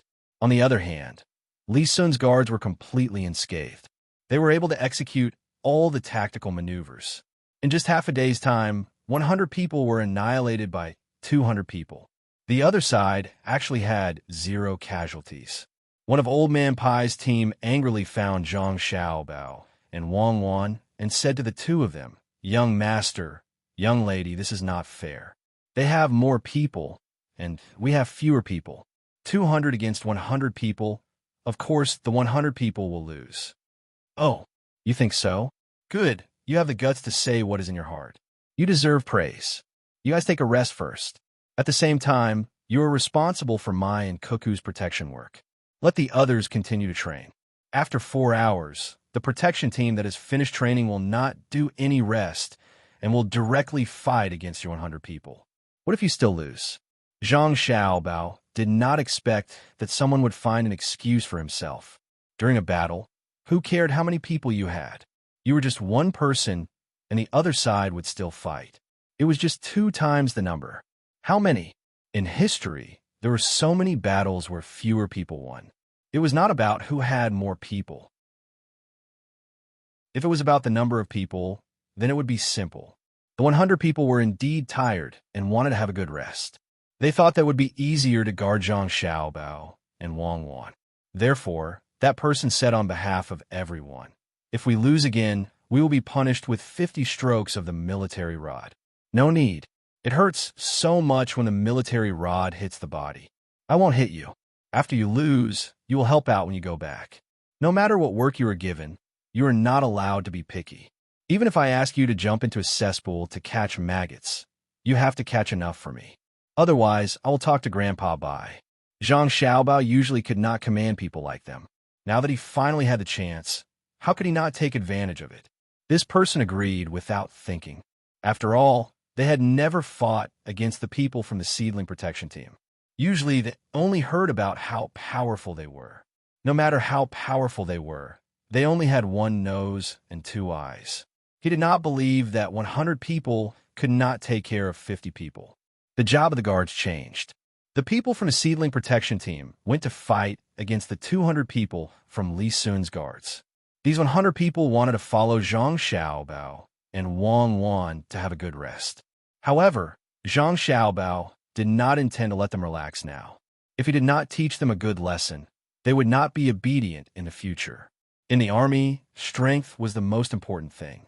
Thinking of this, Zhang Xiaobao said to the 100 people, "How about this? It's boring to be idle.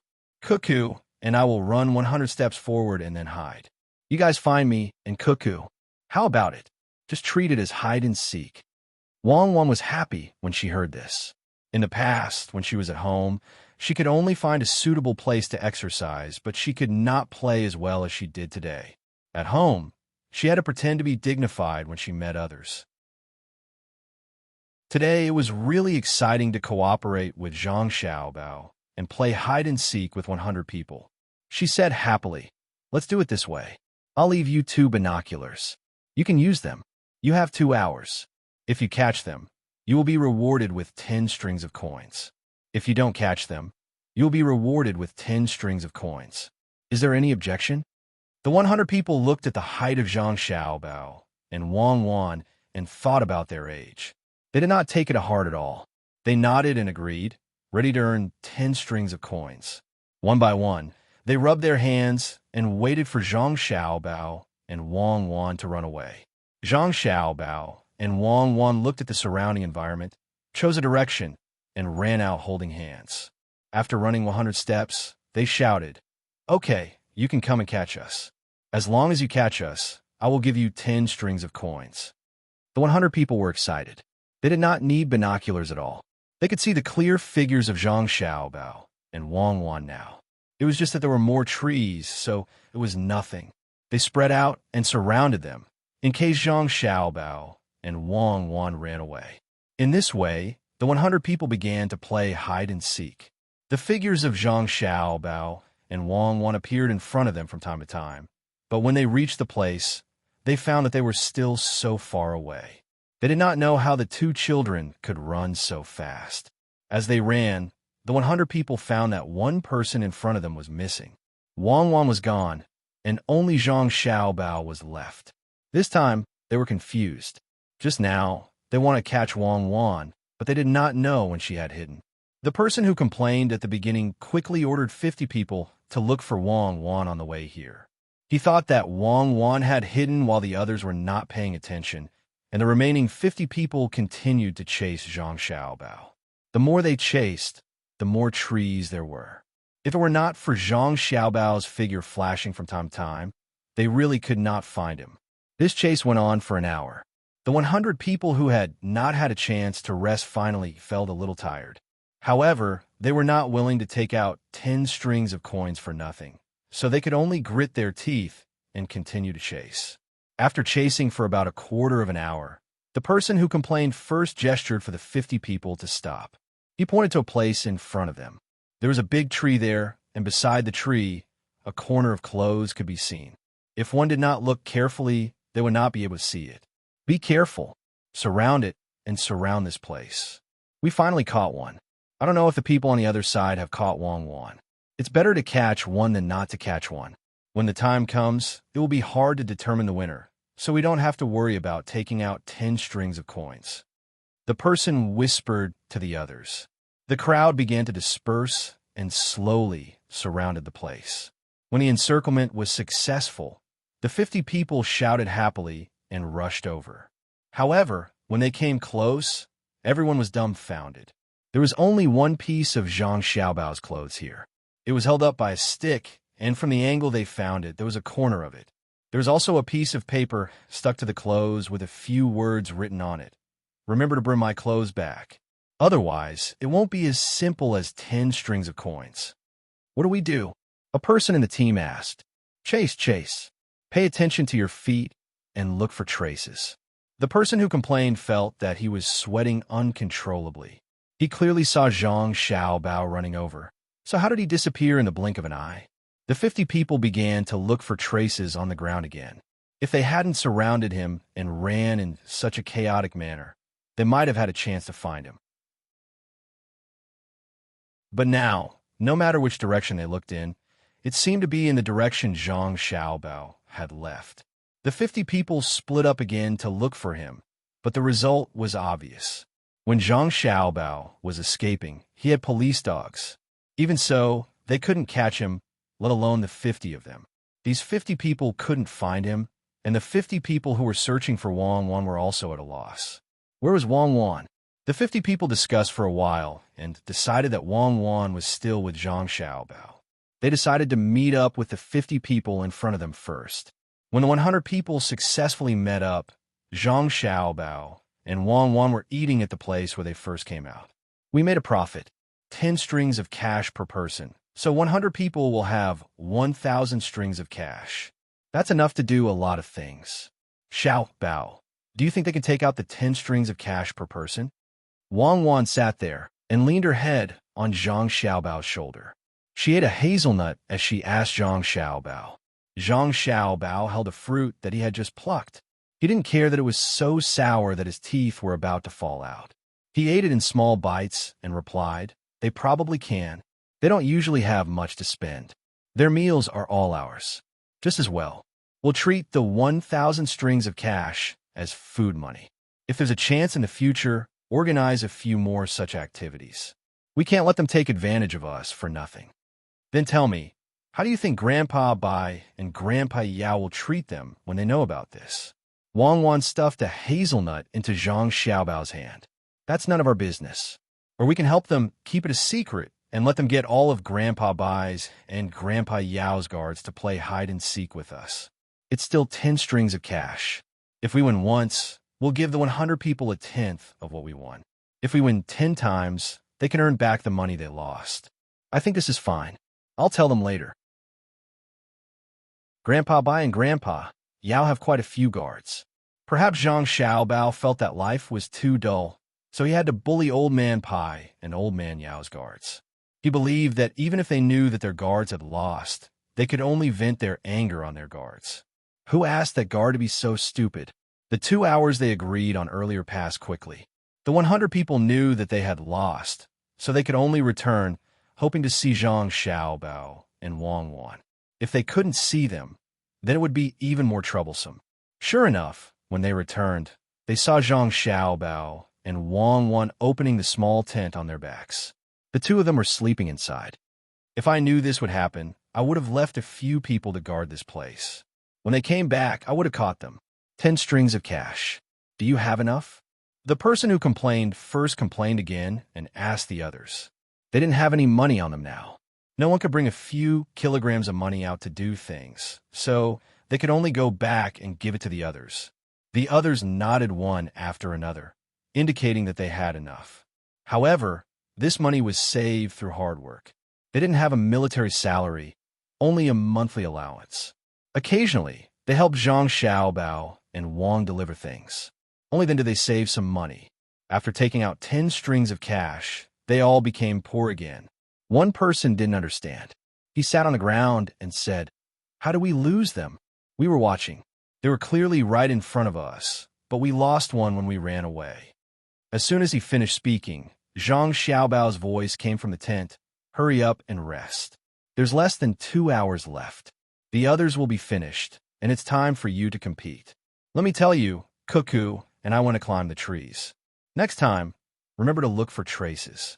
Tracking is a skill. Sleep." After that, there was no sound in the tent. The 100 people looked at each other. They also looked at the trees, but there were too many trees, and they were so dense. How could they know who had climbed a certain tree? Thinking that they would have to compete later, one by one, they lay on the ground.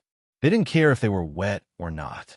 They closed their eyes and slept so that they could recover enough energy to compete with the 56 people who didn't have a chance to rest.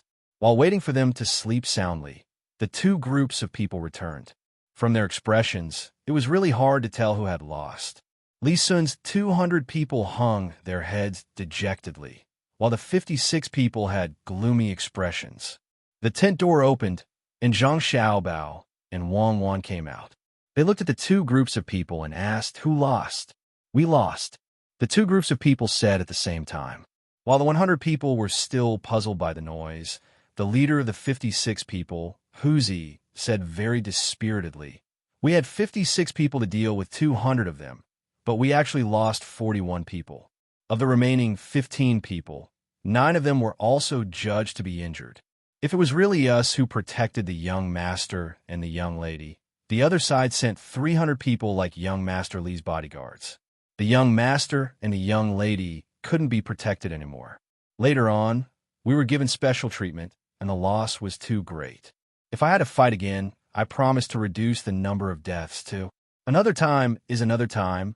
It has nothing to do with this time. A person only has one life, which means that there are only 6 people who are unharmed. Not bad. It seems that we can continue to increase the intensity of the training. It has been 5 years. You have been trained for 5 years. The special forces have even been trained. Drink some water. We will go against the 100 of them again soon. 7 minutes to prepare." Zhang Xiaobao was very dissatisfied with the data. The 56 people were trained bit by bit according to the training method of the special forces. After 5 years, they actually got such a result. What was the special forces? They were the existence that could take the enemy's general's head from thousands of miles away. Using the special forces, there could only be one result. All right. After all, the training methods we've summarized aren't very scientific. We'll take it slow in the future. Let them accumulate more experience first. When the next batch of people is in place, we'll select them bit by bit. They're directly incorporated into the team. Normal special forces selection is 1 in a million. Wang mediated at the side. Then, she looked at Li Sun's 200 people. These 200 people were now speechless. They had also received training when they were in Luzhou.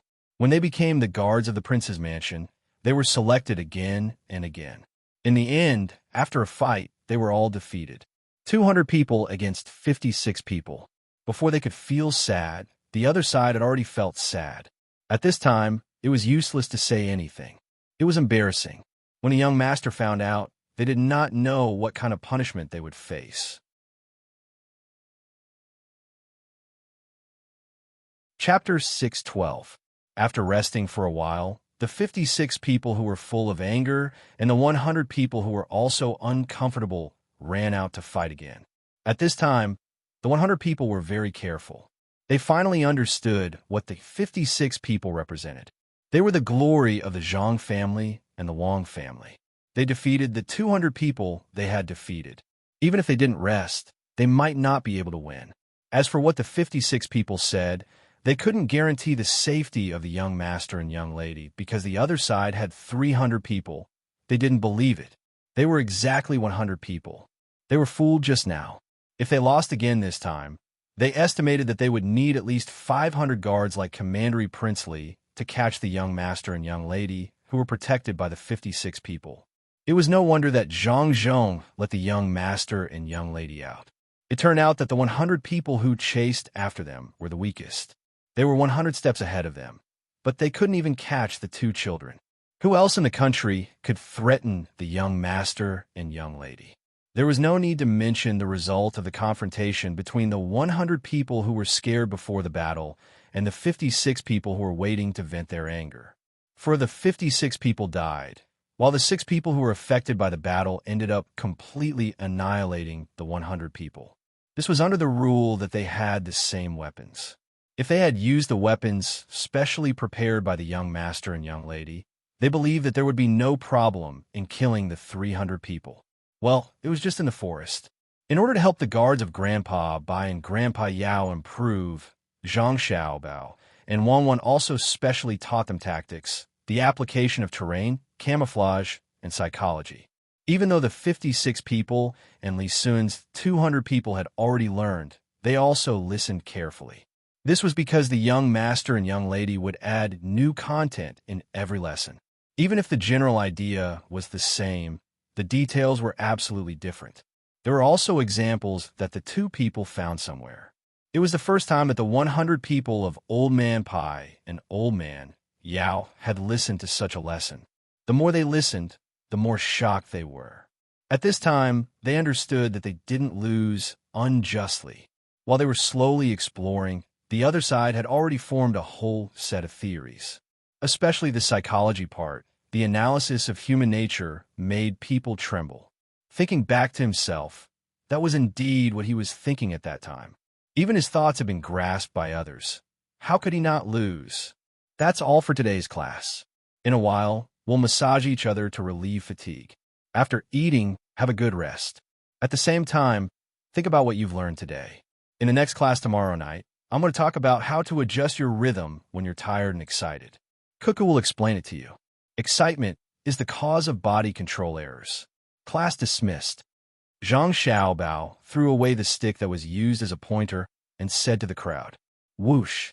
Li Sun's 200 bodyguards and 56 members of Squad 0 stood up at the same time and respectfully bowed to Zhang Xiaobao and Wang Wan.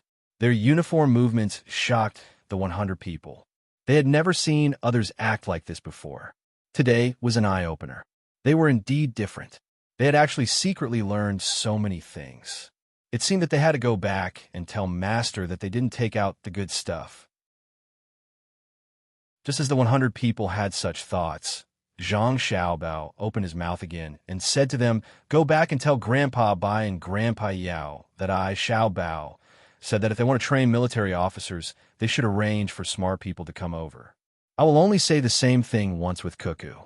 Learn as much as you can, and don't answer any more questions after class." Cuckoo, and I don't have time for that. Also, the most important thing is that they have to be literate. If they don't understand, don't blame others. We will only teach 100 people at a time. The quota is limited, so you have to cherish it. Yes, all of you, just tell the truth. If anyone dares to mix their emotions in, don't blame me and Cuckoo for being rude. The 100 people were scared out of their wits. How did he know when he had just had such thoughts? Furthermore, he had even mentioned all the details. After Zhang Xiaobao and Wang Wan finished their lessons, they began to rest. During this period of time, the two of them wanted to train everyone, especially Grandpa Bai and Grandpa Yao's people, so that they would be useful in the future. During the days when Zhang Xiaobao and Wang Wan were training people, the people in the various strongholds in Wing Prefecture were busy picking fruits. No matter how far away they were, they all received the news. Countless fruits were sent to the prefecture in Wing Prefecture. The craftsmen from outside also burned many large vats to ferment the fruits. A portion of the charcoal that Zhang Xiaobao had people purchase earlier was used to turn the red pond into white sugar. After that, it was processed into rock sugar so that it could be used to make wine together with the fruits. When this portion of charcoal was delivered, Old Man Pai and the other two were puzzled. When did they buy the charcoal? In the end, after asking around, they found out that they had already been purchasing charcoal when the fleet was sailing on the river. After obtaining this result, the three old men fell into a daze again. This is impossible, absolutely impossible, unless they have an immortal in their family. Didn't they just receive the news on the river? How could they have started preparing? Could it be that at that time, they had predicted that this would be the result? Old Man Chang couldn't accept this fact no matter what. Old Man Pai clearly knew that the Zhang family was magical, but he couldn't help but be shocked again. When he got on the ship, he told Xiao Bao and Cuckoo about this mission. At that time, they also told the Zhang family that they couldn't find an expert. In a short period of time, the provisions were prepared and the transportation problem was solved. This was already shocking enough, but this time, they even considered the current situation. What was wrong with their heads? They had calculated to this extent. After listening to Old Man Chang's words, he said with deep sympathy, "Indeed, the news just came back. If all of this started after we told them about the situation, then I really don't know what they can't do." That's right, that's what I thought too. The news that just came back was sent by Great General Guotu from Pengzhou. Along the way, they actually opened a path in the mountains and built bridges in the rivers. In the rain, they even built shelters and made food. Then, they prepared a fleet to send the soldiers to the border. Originally, they thought that they would arrive in 10 days if the weather was good, but in the end, they arrived in 8.5 days if the weather was bad. Look at the words that General Guotu wrote at the end. This is logistics, the real logistics. The logistics of Idyll is unparalleled in the world. The Zhang family's logistics matters were told after they got on the ship. If they had told us before, I have no doubt that the Zhang family would have sent the logistics camp to Jinchuan to supply our troops. Old Man Yao thought about everything that had happened after they arrived in Idyll. The first thing he felt was powerlessness. He and the others had been keeping an eye on them, but in the end they couldn't do it. They couldn't even keep up with their rhythm. Yes, rhythm. This word was used too well. It was like playing chess. While he was thinking about how to make the knots, the other side had already started to count. There was a big gap. Thinking of this, Old Man Yao said, "What do you think will happen if we make trouble for them? They definitely won't think of it, right? They won't, especially Cuckoo and Xiao Bao. How could they think of the three grandfathers making trouble for their family behind their backs? These three grandfathers are still eating the dishes made by their family, enjoying the medical conditions, and always stabbing them in the back when they are accompanying them to relieve their boredom." Hearing Yao Chang's words, Old Man Chang was dissatisfied.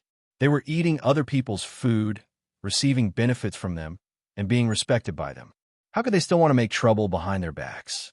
If they really did such a thing, his grandson Xiao Bao and granddaughter Cuckoo would be completely gone. Then, they would just have to wait for the other side's revenge. What kind of situation would that be? Looking at the way the Zhang family handled things, it was obvious. For those who directly opposed them, they would use soft-heartedness and suppression. But for those who betrayed them, they would definitely launch an overwhelming attack. As long as they achieved their goal, they would do anything. Old Man Pai was also dissatisfied. He looked at Yao Chong, meaning to say, "Yuanji, have you forgotten who led a team to save you when you were about to die? Whose family's doctors and fast boats were used? If you didn't have a past with the Zhang family, you would have to die. I'm just asking. I don't intend to do that. The Zhang family is too powerful. I suddenly had the idea of competing with them. If this goes on, I will die of discomfort." How could Yao Chong not know the meaning of the two old men? He quickly explained. He really didn't intend to make trouble behind their backs. At that time, he really felt like he was going to die. Later, Old Man Pai came and stabilized his condition. Then he went to Shuzhou. As soon as he met the Zhang family and Wang family, he was specially taken care of.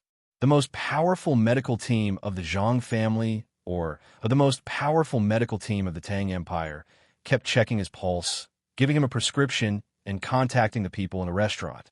Since then, what he had to do every day was regulated. What he could eat, what he couldn't eat, how he could eat, and how much he could eat. It was so detailed that it was hard to imagine. It was precisely because of this that his body gradually improved, and he could occasionally drink like now. Just the cost of the medicine and food alone was more than a few thousand strings of coins. If he was stabbed in the back, there was no need for the experts of the Zhang family to take revenge. All the officials of the Tang Empire who knew about this matter, including the emperor, would immediately deal with him. Enemies were not hateful, but ingratitude was the most intolerable. Chapter 613. They collected a lot of fruits and shipped them out in batches while they were fermenting. They were sent to the outside and sent to the capital by ship to continue fermenting there. When Zhang Zhong saw that most of the fruits had been picked and the local people had exchanged for the necessities they needed, he gathered the chiefs of the strongholds to drink and have fun with them. The chiefs of the strongholds were quite satisfied with Zhang Zhong, the new official. He didn't use his official status to pressure them like the other officials. Of course, they weren't afraid of him. During the days when Zhang Zhong was here, he was like a brother to the locals. He did things from the perspective of a brother, which made the chiefs feel very comfortable. Because some of the people were near and some were far away, Zhang Zhong had no choice but to first prepare the things and settle the people who came first. After all, the matters to be discussed later require the participation of all the patriarchs. If he told a portion of the people in advance, the people who came later would not be willing. Fong Sima, how many people are missing? Zhang Zhong sat in the yamen and asked Fong Sima, who came with a list. "Sir, we are missing 2 people. It is estimated that they will arrive in less than 2 days. Sir, do you want to summon all of them here now?" Fong Sima replied respectfully. He now not only admired Zhang Zhong, but also feared him. He had been the Sima of Wing Prefecture for 6 years. In the past, it was very troublesome to do things every year. The local people didn't cooperate at all. He didn't dare to scare them. If he didn't scare them, it would be easy for them to rebel. When Zhang Zhong came, he thought that Zhang Zhong would do the same thing as him. When it came to collecting tribute, he would go to each stronghold to discuss it. Who knew that this was not the case at all? Zhang Zhong came here to have fun, and he even built a good relationship with the local people while he was having fun. Now, it was needless to say that all the strongholds recognized Zhang Zhong as the new official. From this, it could be seen that the Zhang family was not only good at business, but also as officials. His son had indeed found a good place in the academy. He could not afford to offend him. Even if this Zhang Zhong was much younger than him, he still had to look up to him. Otherwise, he would lose his chance. Fong Sima had been warning himself like this for the past few days to avoid making a mistake and provoking Zhang Zhong's displeasure. Zhang Zhong also wrote a letter back because of his relationship with Fong Sima. He asked the people there to take care of Fong Sima's son. It would be best if he could become a geneshur and get a high position. Zhang Zhong shook his head and said, "No, even if it's just one person, we have to wait for him. If something happens to him on the way, I'll have to go and ask him personally. Then we'll have to wait for another person from the stronghold to come here and discuss this matter. What about the limestone that I asked you to purchase under the name of the government? That's the key to the success or failure of this matter. We can't be careless. Sir, it's all ready. The people who took the job are burning it. If we don't give them the money now, they'll be worried. This is not the first time they've asked someone to tell me. Should we give them some benefits first?" Fang Sima didn't understand why Zhang Zhong wanted to buy so much limestone. He asked people to burn it, and he also asked people to pick it. He even used the government's name to buy it. Even now, he still owed money. If it was a normal business, he would have stopped doing it long ago. Zhang Zhong was not worried at all. He said to Fang Sima, "Don't worry. If anyone wants to quit, tell them to send the finished goods over and pay immediately. But they won't use their goods in the future.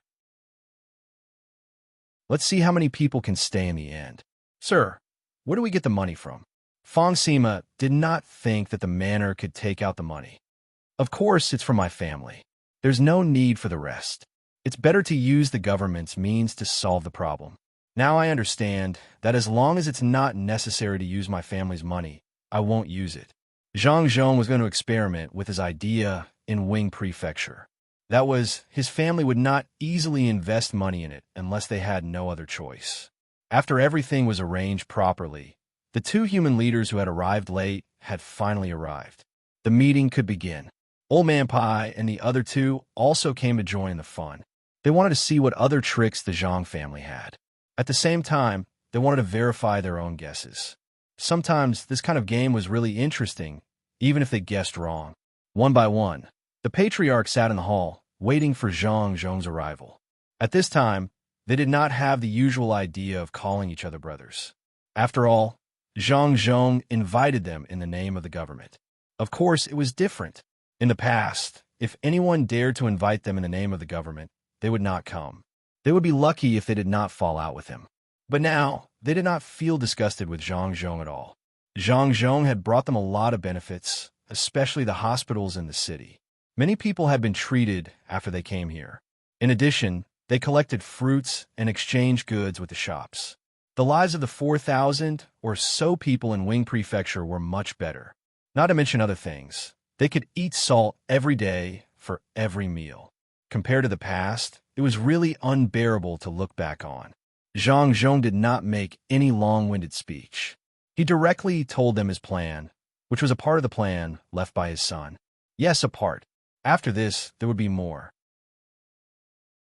It was the kind of plan that was closely linked. He had not seen it for a long time. This time, it finally appeared again. Old Man Pai and the other two also listened carefully. There was not much content. It was very simple. It was to build a dam in a place that was suitable for each village. It did not need to be big, just small ones. They would store the snow water on the mountain. The materials for building the dam had been prepared. As long as the patriarchs agreed, it could be implemented in a few days. This should be to burn the cement locally. It is estimated that after it is burned, the place will be flattened immediately. This secret cannot be leaked out. Old Man Zhang held a glass of wine in his hand and took small sips as he spoke. His wine was not for him to drink casually. Old Man Bai and Old Man Yao did not have the medicinal wine that was specially prepared for him. The main reason was that he had always practiced hard skills in the past and did not take care of his body. When he was older and in such an environment, his joints could not take it anymore. The pain could no longer be alleviated according to the treatment methods in the past. Fortunately, there was a good person in the medical team of the Zhang family who wrote a new prescription. That was to drink half a liter of ant wine a day. The alcohol content was not high, but it was pure grain wine. With hot water packs and massage, the pain was not so bad yesterday. He continued to drink today. Old Man Pai also wanted to drink, but was stopped. He could only stare. When he heard Old Man Chang's words, he said, "We all know that we need to use cement, but the question is what to do next. What is the purpose of building a dam? Storing water and then irrigating it. This is something that everyone can understand. It It is definitely not the Zhang family's way of doing things. I understand now. If you want to know what the Zhang family is going to do, you have to think about it in an abnormal way. The more you think about it, the closer you are to the truth. In my opinion, the Zhang family is building a dam here. First, it is not entirely for irrigation, and second, it is not entirely for the purpose of raising fish and shrimp. This is the most correct consideration in the eyes of others, but it is not suitable for the Zhang family. Think about it. Other than these two, what else can the dam be used for? What else can it be used for? It is convenient to wash clothes, they don't have to find a river, and they don't have to dig a well to draw water. Does that count? Old Man Yao also agreed with Old Man Pai.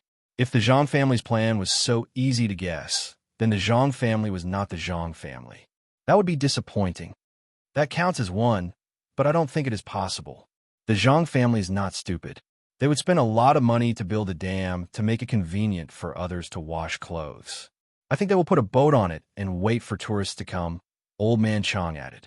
Old Man Pai was now confident. He said to the two of them, "After listening to you, I know that the Zhang family will not build a dam specifically for irrigation. They will not raise fish, wash clothes, or boat. I have concluded that whatever other people can think of is not the Zhang family's main purpose." Then why not? Old Man Chang asked. For example, we know that charcoal is used to filter sugar. That is definitely not the most important step. Otherwise, why would the Zhang family only use a part of the charcoal they bought? They even bought it in advance. Could it be that they did not think that the wood here can also be used to burn charcoal? It is not possible that they prepared it for skiing. Old Man Pai believed in his intuition and said with certainty. Just as the three old men kept guessing and denying, Zhang Zhong had finished the arrangements. All the chiefs of the strongholds agreed with Zhang Zhong's idea. It was not that they thought it was a good idea, nor was it because of Zhang Zhong's official position. It was because they felt that since their brother had brought up this matter, they had to give him face no matter what. Anyway, they did not have to pay for it. They just had to put in some effort. When the time came, they would benefit. If they did not do it well, they would help their brother. They could not be laughed at by outsiders. Since their brother was an official here, they had to support him. They had to let the people who wanted to see a joke know that their brother's words represented the people of Idyll. It was a very simple way of thinking. Regardless of the result, whether it was right or wrong, once Zhang Zhong brought up the matter, they would do it. This was because they all regarded Zhang Zhong as a brother. Zhang Zhong also understood their thinking. His son's plan was based on this. He said that the local people were actually the best people. If the official did not do well, it was the official's problem. The local people could be summarized in the simplest words. If the king treats me like a country scholar, I will repay him like a country scholar. When you treated them as brothers and sisters, they also treated you as a brother. When you wanted to use the identity of an official to suppress them, then you just had to wait. In the face of such a situation, if you wanted to use the army to solve it, you would know that the people were not afraid of death. You could only use death to scare them. Zhang Zhong succeeded. He was the first person, other than Zhuge Liang, to be recognized by people as a non-ethnic person. This was because he had the people in his heart. After arranging everything, the details and follow-up matters would be slowly told to each clan leader in the future. Zhang Zhong took this opportunity to have a good time with everyone. Therefore, wine and meat were prepared. In the inner courtyard of the Zhang family, Xiao Hongchun, who was singing and dancing, and the night was long without dawn.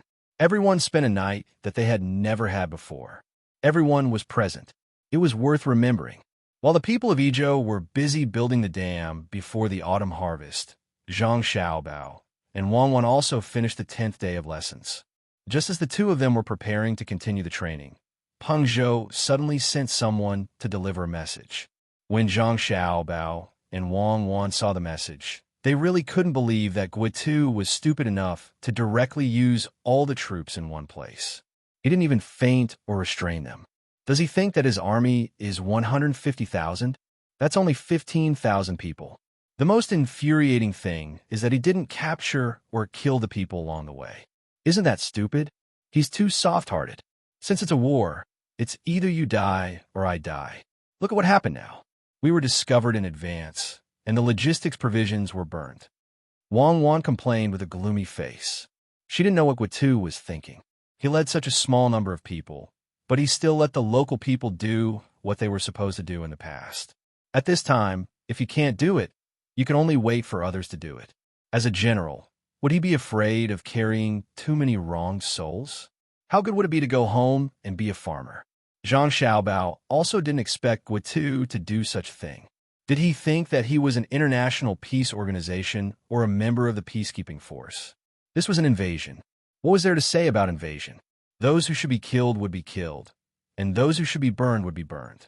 When the time came, he would take all the blame. So what if he killed more people? The people of the motherland would remember his kindness. The Japanese killed a lot of people, but didn't they still have a shrine? The more he thought about it, the angrier he became. After carefully reading the message twice, Zhang Xiaobao said gloomily, "Who the fuck made the imperial court's decree? Why didn't they come earlier or later? Why did they have to come at this time? They said that they wanted us to follow the vanguard to victory. Damn it, from the imperial court to here, the news would take a long time to spread, right? Did they really trust Guitu that much? They even let us follow behind him. I'm so angry. This is good. The officials of Pengzhou don't have to worry about dereliction of duty." Wang Wan was also very helpless. She knew that this was the imperial court's compensation for her and Xiaobao's family. They thought that Guitu could fight to the end and achieve a perfect victory, so letting them follow him was an advantage. When the time came, they would continue to receive benefits when they contributed. It should be Li Longji. He felt that it was wrong to directly transfer my father from Shuzhou to Yingzhou and hide the situation. He used this war to gain benefits for my family. But why didn't he think about it? Guitu isn't like other generals. He was stunned when he went up. I admit defeat. Could it be that Li Longji's luck is so good that he knew that I made preparations? All right, let's go back. Let's go back to Pengzhou and continue to reinforce Great General Guo. Tuesday, damn it. I should have done what I should have done. If I didn't use the resources on him, I could have done something else. Great. Now I didn't earn the money I should have earned. Zhang Xiaobao was really helpless at this time. He couldn't blame Li Longji. He had good intentions. If possible, he really wanted to strangle Guitu and let Wang Wan command the army. At least, he couldn't make such a stupid mistake. Fortunately, Wang Wan was also a talented student. She couldn't attack, but she didn't know how to defend. Wang Wan was also very depressed. She called out to the people who were still training and rushed back with the team. Li Longji's order had been issued. They couldn't just leave him in the lurch. This was the place where the logistics were tested. Xiaobao, don't be afraid. When we resisted the United States and aided Korea, we received the most classic strangulation tactic used by the United States Air Force. We survived, so why should we be afraid of the current Tubo? Wang Wan comforted Zhang Xiaobao. Zhang Xiaobao wasn't someone who didn't know anything. He immediately retorted, "What does that have to do with us?" At that time, their planes were flying everywhere.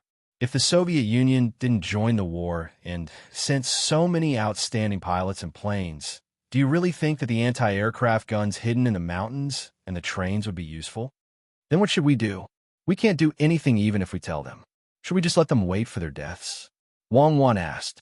Zhang Xiaobao took 2 deep breaths and said to Wang Wan, "Cuckoo, actually in my heart, I've always felt or hoped that Guitu would lose the war and give you a chance. This is also the reason why I borrowed Li Sun's 200 people. I've already prepared everything else. I hope that you can do something at this time to show your value. You've never been a subordinate in my heart. Let's go. I'll show you the workings of an international scam." As Zhang Xiaobao spoke, he pulled Wang Wan onto a horse. The two of them rode together and led the 300 people in the direction of Pengzhou Prefecture. It took them more than 2 hours to reach their destination.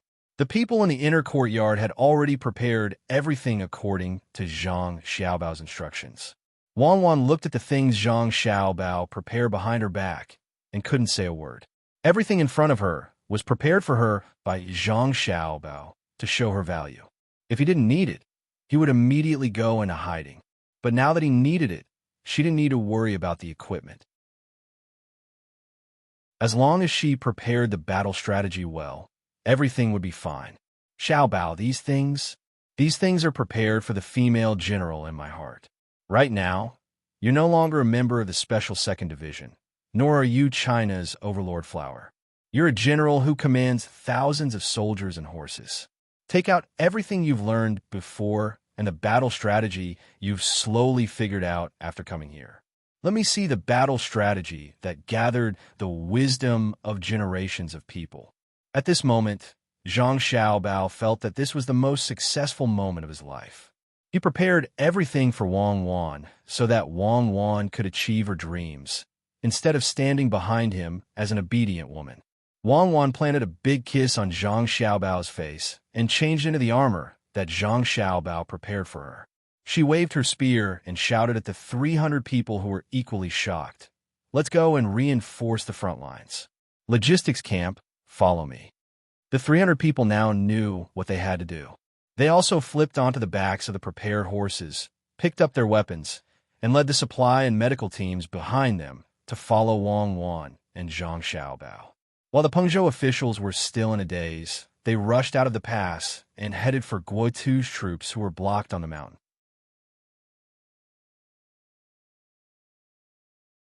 Chapter 614. Wang Wan and Zhang Xiaobao led the troops and rushed out of the pass with the cute rice seedling flag fluttering in the wind. The officials of Pengzhou looked at the shadow of the setting sun that was getting longer and longer. For a moment, they didn't know what to feel. According to the information that was sent back, Wang Wan analyzed the approximate location of Guotu's troops.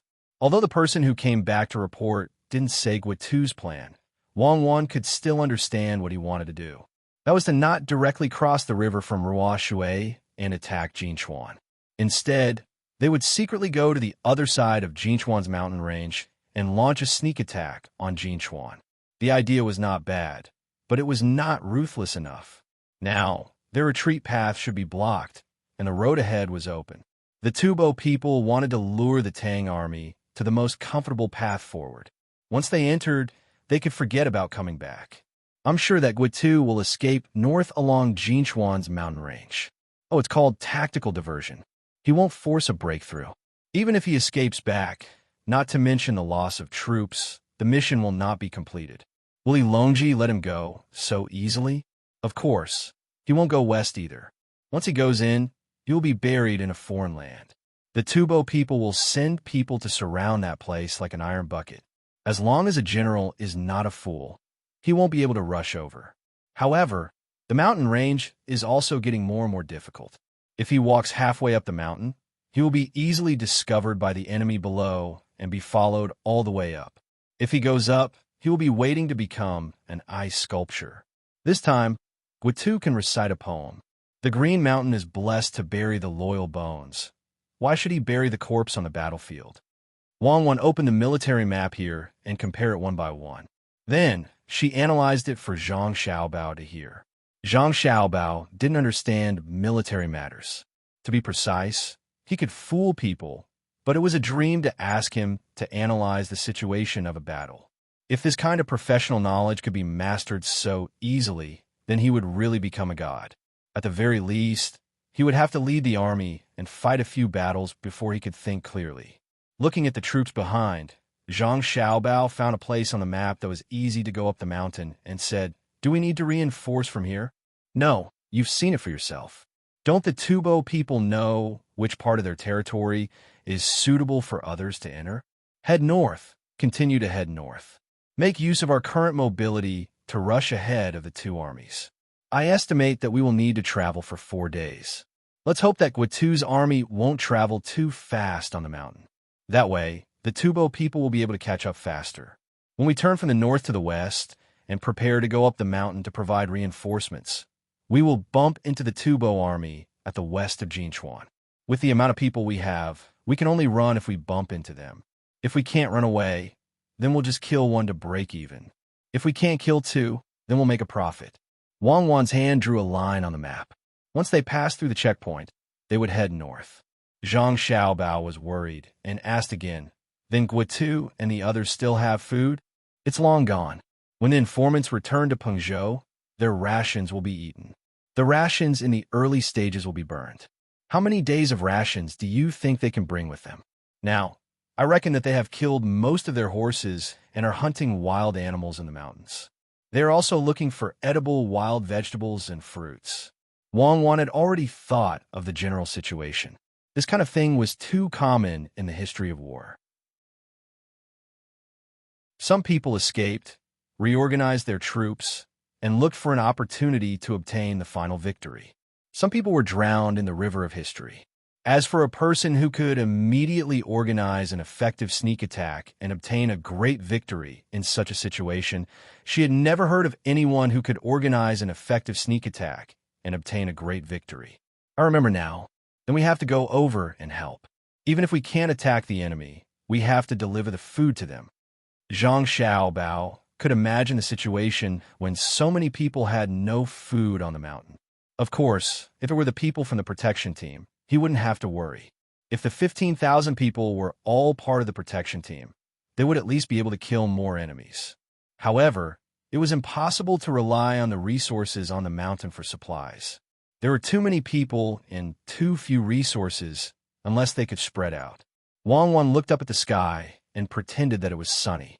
After thinking for a while, she said, "They won't starve to death in a short time. If they are hungry, they won't have the strength, so they won't hinder us from going over. Let's go in advance.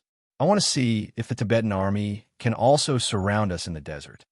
When Zhang Xiaobao and Wang Wan came out of seclusion and followed the orders of Li Longji, who didn't know the situation and wanted to give credit to the Zhang family, to provide reinforcements, the non-combat inner courtyard members left in Pengzhou also sent the news to Idyll as fast as they could. Wing Prefecture was developing well. Various strongholds began to cooperate with Zhang Zhong's plan to find a way to build dams.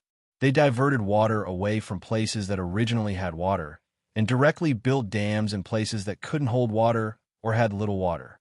There was a wage for this, and it wasn't paid by the Zhang family and Wang family.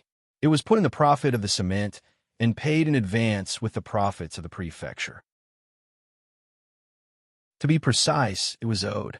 While Zhang Zhong was happily drinking and having fun with the chief of the stronghold, Zhang Xiaobao and Wang Wan's first letter arrived. The letter emphasized that they wanted to develop transportation here and purchase tea leaves. Old Man Pai and the other two's mission was to help open up channels here. The Zhang family wants to continue developing here, occupy the tea horse path. Otherwise, Xiaobao and Cuckoo wouldn't have written this letter. It seems that they went out this time to check out the terrain. When Old Man Pai saw the proposal written in the letter, he guessed to Old Man Chong and Old Man Yao. Old Man Chong didn't think too much. When he heard Old Man Pai's words, he said happily, "That's really good. The Zhang family can finally make more money. Otherwise, they will keep throwing money in. That's not good." Old Man Yao thought more deeply. He stared at the letter and said, "The Zhang family's plan is good, but we can't let them occupy this trade route. If they do, their family's power will spread here. The people in the imperial court, and even the emperor, won't agree. The trading area here must be occupied by various local forces. Then, the imperial court can collect taxes with peace of mind. If the Zhang family is given to them, no matter how much tax they pay, they won't feel at ease." That's right.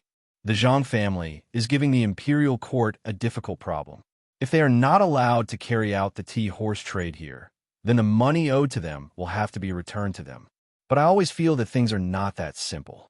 Don't they know that doing business here will make people worry? Look at what it says. It says that they want to find some local people who aren't afraid of the cold to work on the snow mountain. It's best if they can stay on the mountain for 10 to 15 days. Don't you think it's strange? If they want to find people to stay at the ski resort, why do they have to deliberately emphasize it? Old Man Pai was analyzing again. He was used to the Zhang family's way of doing things. It was one thing to let people watch, but it was another thing to actually achieve the goal. No one could guess what the Zhang family's ultimate goal was. It was precisely because of this that many people liked to play guessing games with the Zhang family. Even if they had never guessed correctly, sometimes it was very interesting to know the Zhang family's thoughts in advance, or to find some obstacle for the Zhang family.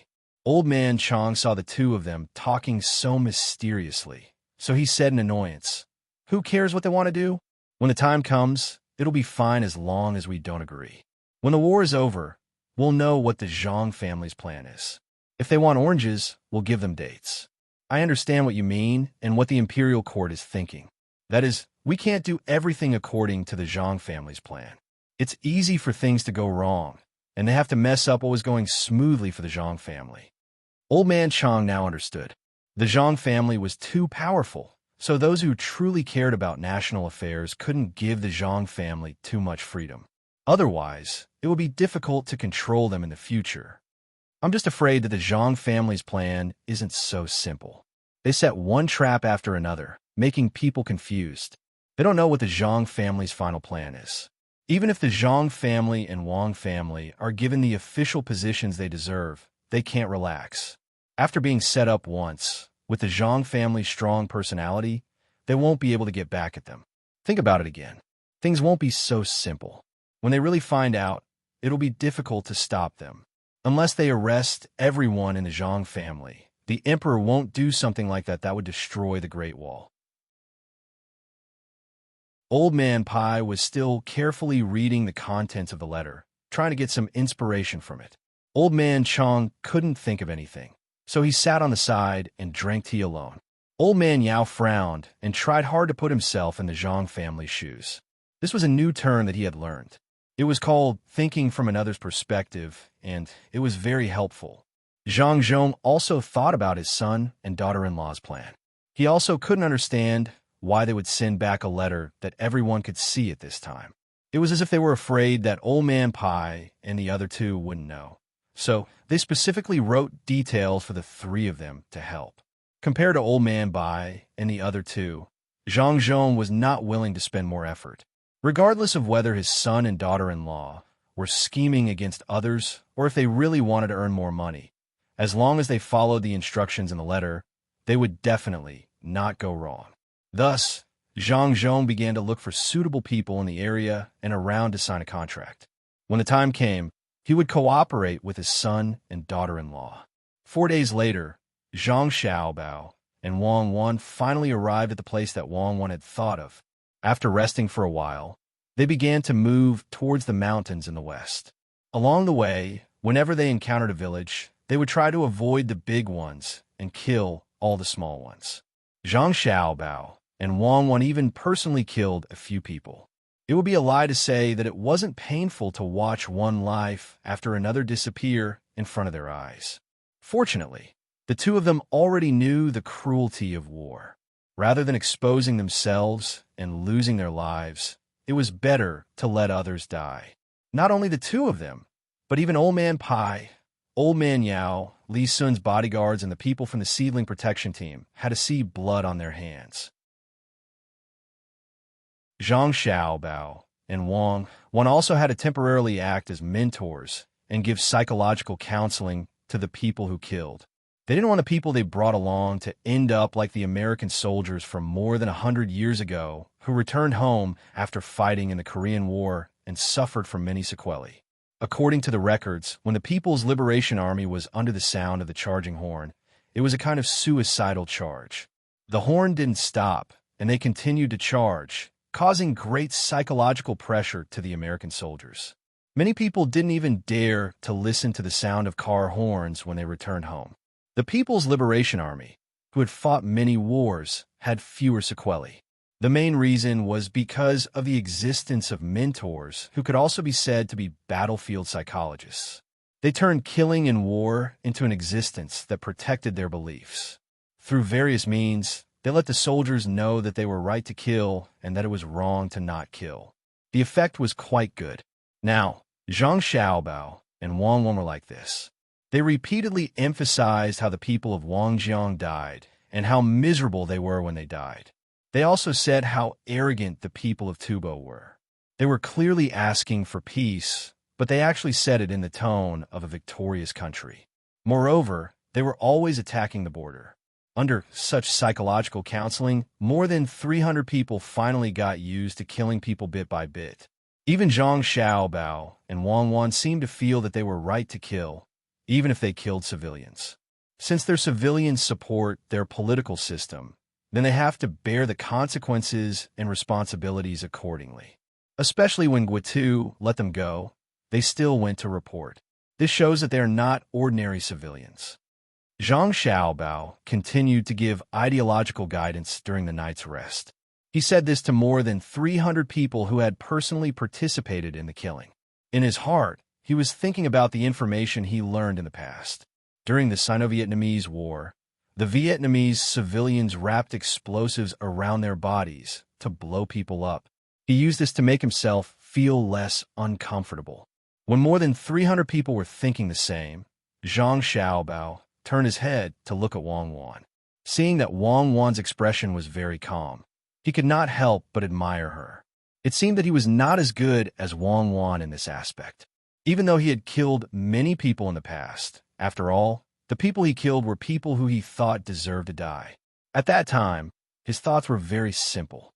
Since the law was a weapon to protect everyone, then when this weapon was used, he should use other means to protect the justice emphasized by society.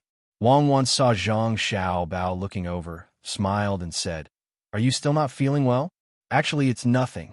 You have to remember that we are committing a crime, but in order to protect a certain kind of belief, then let us bear all the sins. No, it's not that bad. I just feel a little unaccustomed to suddenly participating in a war. In the past, it was others who killed people. This time, I will do it myself. Give me some time to get used to it." How could Zhang Xiaobao admit that he cannot do it? He really admired the criminals who robbed and killed people. They were too good, especially serial criminals. How could they do it to their own people? He felt a little pity for the people who were still not feeling well. Then eat some more food, especially the half-cooked meat. While eating, think about the bloody scene of killing. To be honest, I have killed many people, but most of them were with guns. Many people will not wait for you to catch them. They will run to the mountains or the corners of the city. You have to catch them. If they resist, then you can't be killed by them. I also had nightmares at that time, but later on, my family told me, especially my grandfather. He said that soldiers in war are not only the ruler's tools, but also the ruler's wealth. There is no ruler who does not want their people to live a good life, but some people are not capable, so the result is different. The development of human beings has never been separated from war. No matter what kind of flag is raised, the world's peace is always maintained by force. Even animals are like this, so how can humans not be compared to animals? Wang Wan began to counsel Zhang Xiaobao. Perhaps she was also comforting herself. When people did something, they always had to find a reason for themselves, even if it seemed so weak. Everyone spent the night resting. Needless to say, with the help of psychological counseling, everyone slept soundly. Tomorrow was the day they would enter the mountains. How well they slept tonight would have a huge impact on tomorrow's operation. Early the next morning, everyone got up in a hurry.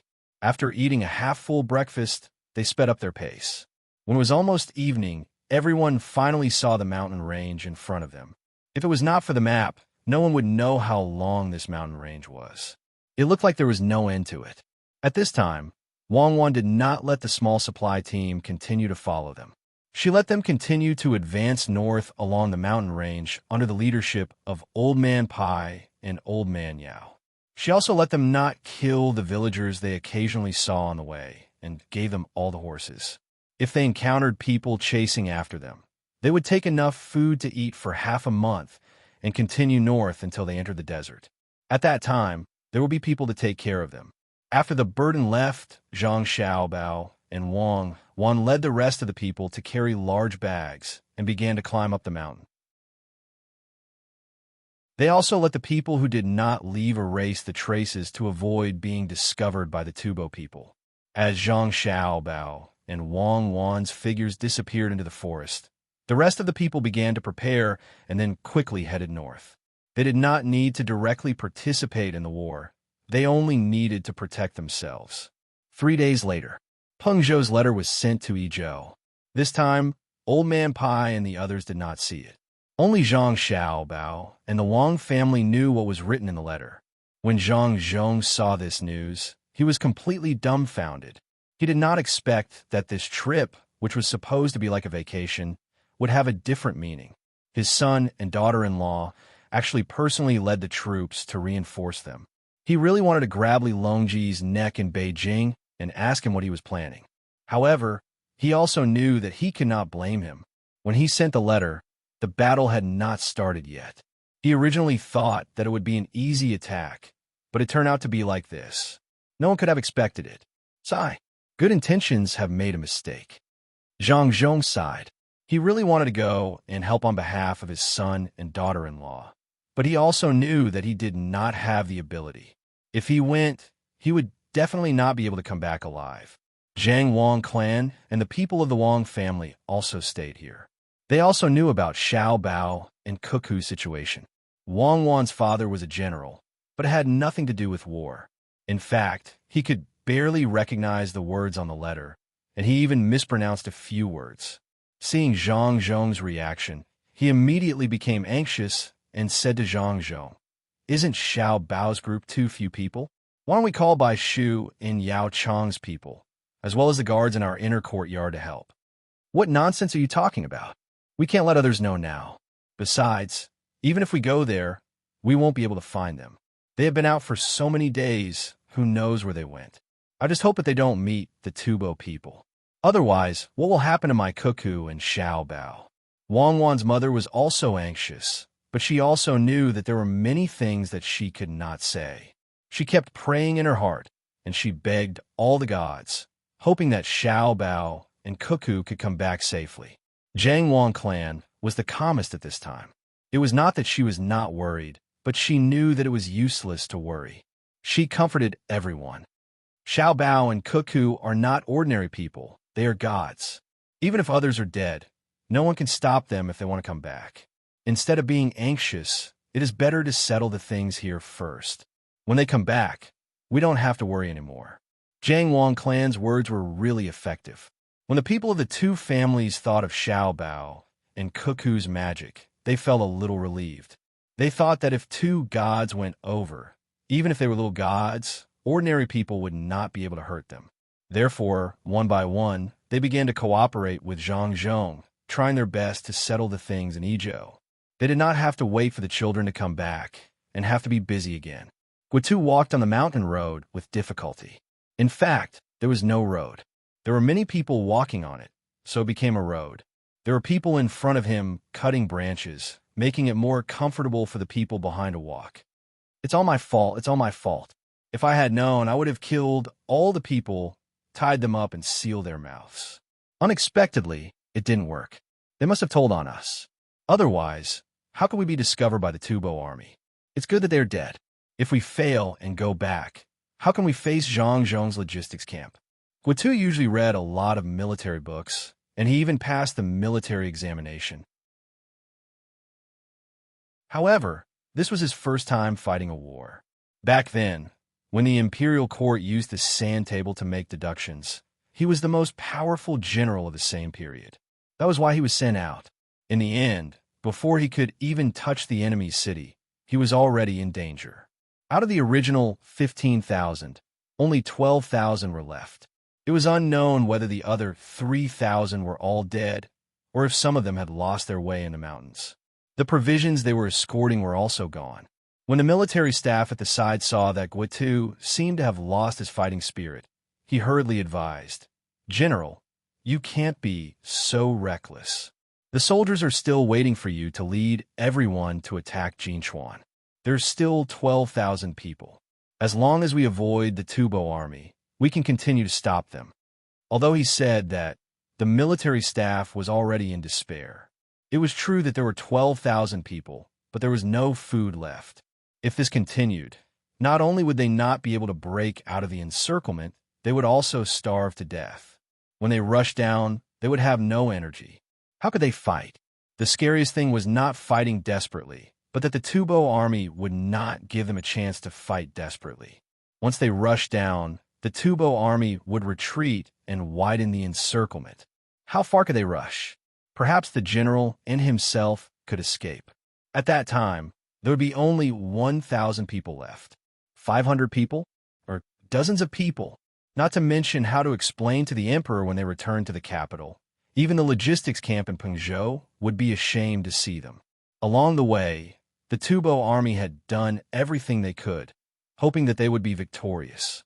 Now, they did not see victory, but they were forced to flee. How could they face the people who built the tents to cook porridge in the rain? How could they face the people who paved the road in the heavy rain? How could they face the people on the boats who were waiting for their triumphant return? If it was really time to break out of the encirclement, they would die here. They would definitely not go back alive. Wang Gang was the leader of a scout team. He had 50 people under him. Today, it was his turn to open up the path in front of the team. At the same time, he was also responsible for scouting ahead to see if there were any enemies and to get more prey. The scorching sun above his head did not change at all. It was already noon. Since 2 hours ago, he could not stop sweating. It was partly because he was nervous, but also because he kept chopping the branches with his knife. If the sky could be cloudy, he would really want to exchange a year of his life for it. It was really unbearable. The leather armor on his body was like a hot iron plate, making him feel uncomfortable. It would be even hotter in the afternoon. It would be better if he could drink a mouthful of cool water, just like the tea that the logistics camp gave him on the way here. There was no need to mention the taste. Unfortunately, the sun was still so hot.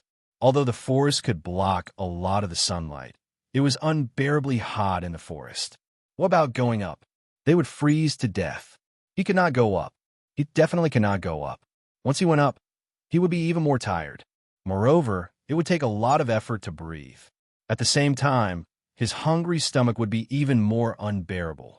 Leader Wang, I really can't take it anymore. I really want to die so that I don't have to suffer. It would be great if I could eat the food prepared by the logistics camp before I die. The smell is still there, especially the mutton meatballs they made. I don't know what they put in, but they don't have any rank odor at all. One of the squad leaders beside Wang Gang licked his lips as he looked forward and said. Wang Gang glanced at the squad leader who came from the same village as him and sighed. Sigh, this is life. Stop dreaming. Hurry up and open up the path so that the team behind can move more easily. Maybe we can still have a chance to survive. Don't move. The grass under your feet can be eaten. Dig it out and eat it when it's time to eat. Don't let others see it. When we first came in, we saw a lot of wild beasts. I don't know where they are now. It would be great if there was a big rabbit. I can roast it and recover my strength. Of course it ran away. There are so many of us here. The wild beast will be scared too. I don't expect a rabbit, but a snake will be fine too. Even if it's a rat, I really hope that this is a dream. When I wake up, I'll find that I haven't reached the border and that the logistics camp is taking care of me. The squad leader carefully dug out the wild vegetables under his feet, not even sparing the roots. The more the vegetables, the higher the chances of survival. He looked around and put the wild vegetables in his arms. He wanted to share them with Wang Gang when no one was looking. It would be great if there was salt. Another ordinary soldier beside him saw what the squad leader was doing, but did not point it out. He smacked his lips and said, There is everything. When we get back, the logistics camp will definitely prepare food for us in Pengzhou. You can eat as much as you want. There's also wine. As Wang Gang comforted the soldier, he casually plucked a leaf and put it in his mouth. The dry and astringent taste immediately filled his mouth, and the refreshing taste appeared as well. It was an addictive feeling. The team continued to move forward. No one knew what was waiting for them. Because they had not eaten any salt for several days, the strength of their bodies had become much weaker. This feeling was very uncomfortable. Of course, they did not know the principle of how salt worked in the body. They only knew that they had to eat it. Time passed quickly. Wang Gang, who was already numb, was about to ask the group under his command to stop and look for something to eat when the scout who was walking at the front hurriedly turned back and said to Wang Gang, Something's wrong. It's too quiet in front. There's not even the sound of birds chirping. Maybe there's a spitter waiting for us in front. This scout was quite experienced. Through the sounds in front of him, he discovered that something unusual was going on. At this time, Wang Wan and Zhang Xiaobao were also teaching others. Did you see that? The scout who just appeared in front has already discovered us. Do you know why? It's because we haven't hidden well enough in this place. We should spread out as much as possible. Otherwise, even the birds will be afraid. As long as there is an experienced person, he will be able to discover that something is wrong. Wang had already seen the people in that group through the binoculars. From the expressions on their faces, she knew that they were not having a good time. The people in the protection team had already reached the front. However, the people in front did not discover them. Perhaps it was because they had exhausted too much energy, or perhaps it was because they were not comfortable fighting in the jungle. While Wang was teaching others, Wang Gang seemed to be nervous. One by one, they pulled out their weapons and prepared for an attack. They also sent people back to quickly tell the people behind them about what happened here, so that they could be more vigilant. If there was a battle here, the people behind them would have to think of a solution. Continue forward. Let's see who it is. If it's a few hunters who came to the mountain by chance, then Wang Gang tried to make himself not so nervous. After giving orders to the people around him, he took down the bow on his back and pulled out the arrows, ready to kill later. The meaning of his words could not be clearer. They had encountered local people and must be killed. The team of 50 people began to move forward carefully. After waiting for half an hour, the person in the front finally discovered the situation there. However, he did not release the arrow in his hand. Instead, he stood there stupidly with a look of disbelief on his face. Wang Gang's eyes had a small problem. Usually, he could not see it. However, after coming to the jungle, he always could not see things that were slightly further away. To be precise, he had pseudomyopia or night blindness. Seeing that his subordinates had stopped here, he approached and asked in confusion, "What's wrong?" "Ah, boss, you're here. Look in front. Am I dreaming? There's actually someone there? And there's a flag with a rice seedling drawn on it. It's very cute. It's the same as the one we encountered at the border." The man rubbed his eyes hard twice. When he looked over again, the people in front of him were a little blurred. Who asked him to rub his eyes too hard just now? There's someone? Be careful. Wang Gang did not hear the man's words. He was so nervous that he only remembered that there were people. He quickly lay down on the ground, wanting to make his target smaller so that he would not be shot to death. After lying down, he suddenly thought of something and ordered, "Archers, go to the tree." As soon as his voice fell, before his subordinates could climb up the tree, a voice came from the surrounding trees. "There's someone in the good position on the tree. Don't go up. How can you be a scout like this? If I were a Tubo, I would have no problem dealing with 10 of you. Go to the front and eat." "Who is it?" Wang Gang rolled twice, turned over, and raised the bough to the tree. "Logistics camp of Idyll." The person in the tree replied with a trace of arrogance. "Then who is in front?" Wang Gang was too nervous. When he heard the words logistics camp, he thought that they were in the territory, so he asked casually. The person in the tree snorted and said, "Nonsense. Of course it's the logistics camp. What are you waiting for? Hurry up and eat. Are you confused because of hunger? Put away your weapons. If you accidentally hurt the young master and the young lady, don't think about eating anything." Wang Gang and the other 50 people felt that they were dreaming. Some even pinched the thighs of the people next to them to see if they were dreaming. Wang Gang understood what he said, but he was dumbfounded. In a daze, he walked to the front and finally saw a group of people waiting in front of him. He whispered to the people who saw him, but he didn't know what he said. "You're here. Are you here to bring us food? This dream is so good. I'm not afraid at all. Don't go first. Let me have a good dream. There's a girl here. Not bad. She's small. She can accompany me to sleep." He. With a paw sound, he was slapped in the face. At the same time, he saw the angry expression of the people here. "Who hit me? Who are you?" Wang Gang, who was woken up by the slap, looked at the scene in front of him and shook his head hard. No one answered him. Fortunately, the people in his team were not as mentally weak as him. They were in a daze and said to him excitedly, "Boss, they're here. Boss, it's the logistics camp in Idyll. They're here. I fucking see people from the logistics camp. Boss, that's right. Look at their clothes and flags. Boss, we have something to eat." Wang Gang, who woke up, didn't need others to remind him. Seeing so many people in front of him, the clothes they wore and the flags they held, he knew that they were from the logistics camp. But because he saw them, he was even more confused. How did the logistics camp come here?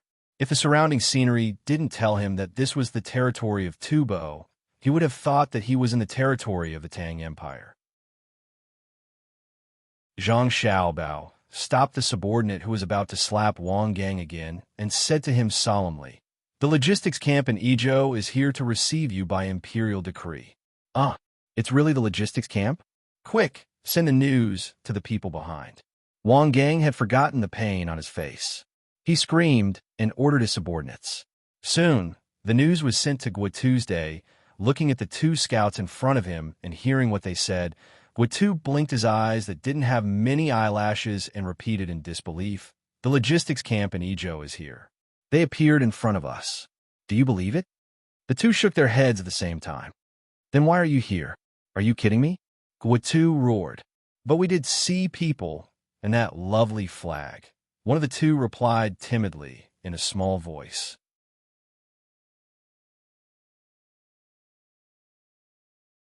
Chapter 615. Guitu knew how the logistics camp came into existence, and he also understood the significance of its existence. It was nothing more than Zhang Zhong, who was transferred from Shuzhou, temporarily helping to collect food in Jiannan province, relying on his family's financial resources. It was because of this that he didn't give Zhang Zhong a good face when he first came to Idyll. How could a mere rich civil official compare to a military general like him? Later on, while marching on the road, he changed his opinion of Zhang Zhong and found that Zhang Zhong was a good person. He organized things in a short time and made his army unimpeded all the way. It was also at that time that he discovered the benefits of money. But this was only his opinion of Zhang Zhong in terms of logistics. It wasn't Zhang Zhong's turn to manage a war, and they didn't have the ability to do so. Now, after hearing the scouts say that the logistics camp of Idyll had come to deliver supplies, especially with the confident expressions of the two scouts, he had no choice but to go and see if it was true.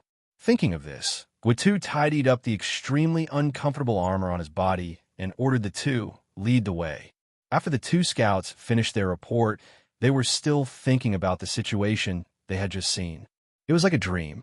They didn't know how much food the logistics camp could deliver this time. Even a mouthful of fried noodles would be better than eating wild vegetables now. "General, could it be that the logistics camp is really here?" On the way here, the logistics camp had a lot of mules. "If each person has 2 mules, it's really possible," Lu Jun said to Guitu with hope. He was really afraid that this was a dream and that when they came to the front, they would find that it was just 2 hungry scouts who came to give a false report. Guitu dragged his legs forward. Hearing Lu Jun's words, his expression changed, and he cursed. "Damn it. Do you believe that the logistics camp can come here? If the logistics camp can come here, then what are we? Let's go and see what's going on." Guitu walked forward little by little with the general beside him. After walking for a while, he suddenly stopped when he saw a shadow in front of him. He frowned and looked at the forest in front of him. Lu Jun also stood still vigilantly at this time and took out his binoculars to look carefully. "General, there seems to be an ambush ahead, but we can't see the exact location of the ambush. Could it be that the scouts were caught by the enemy and disguised as to lure us over?" Shin Jun said worriedly. He had a feeling that every bush and tree was an enemy. Right at this moment, Wang Gang ran over from the front. He was still chewing something in his mouth. He stood in front of Guitu and tried his best to swallow the food in his mouth before saying, "Reporting, General, the people from the logistics camp are here.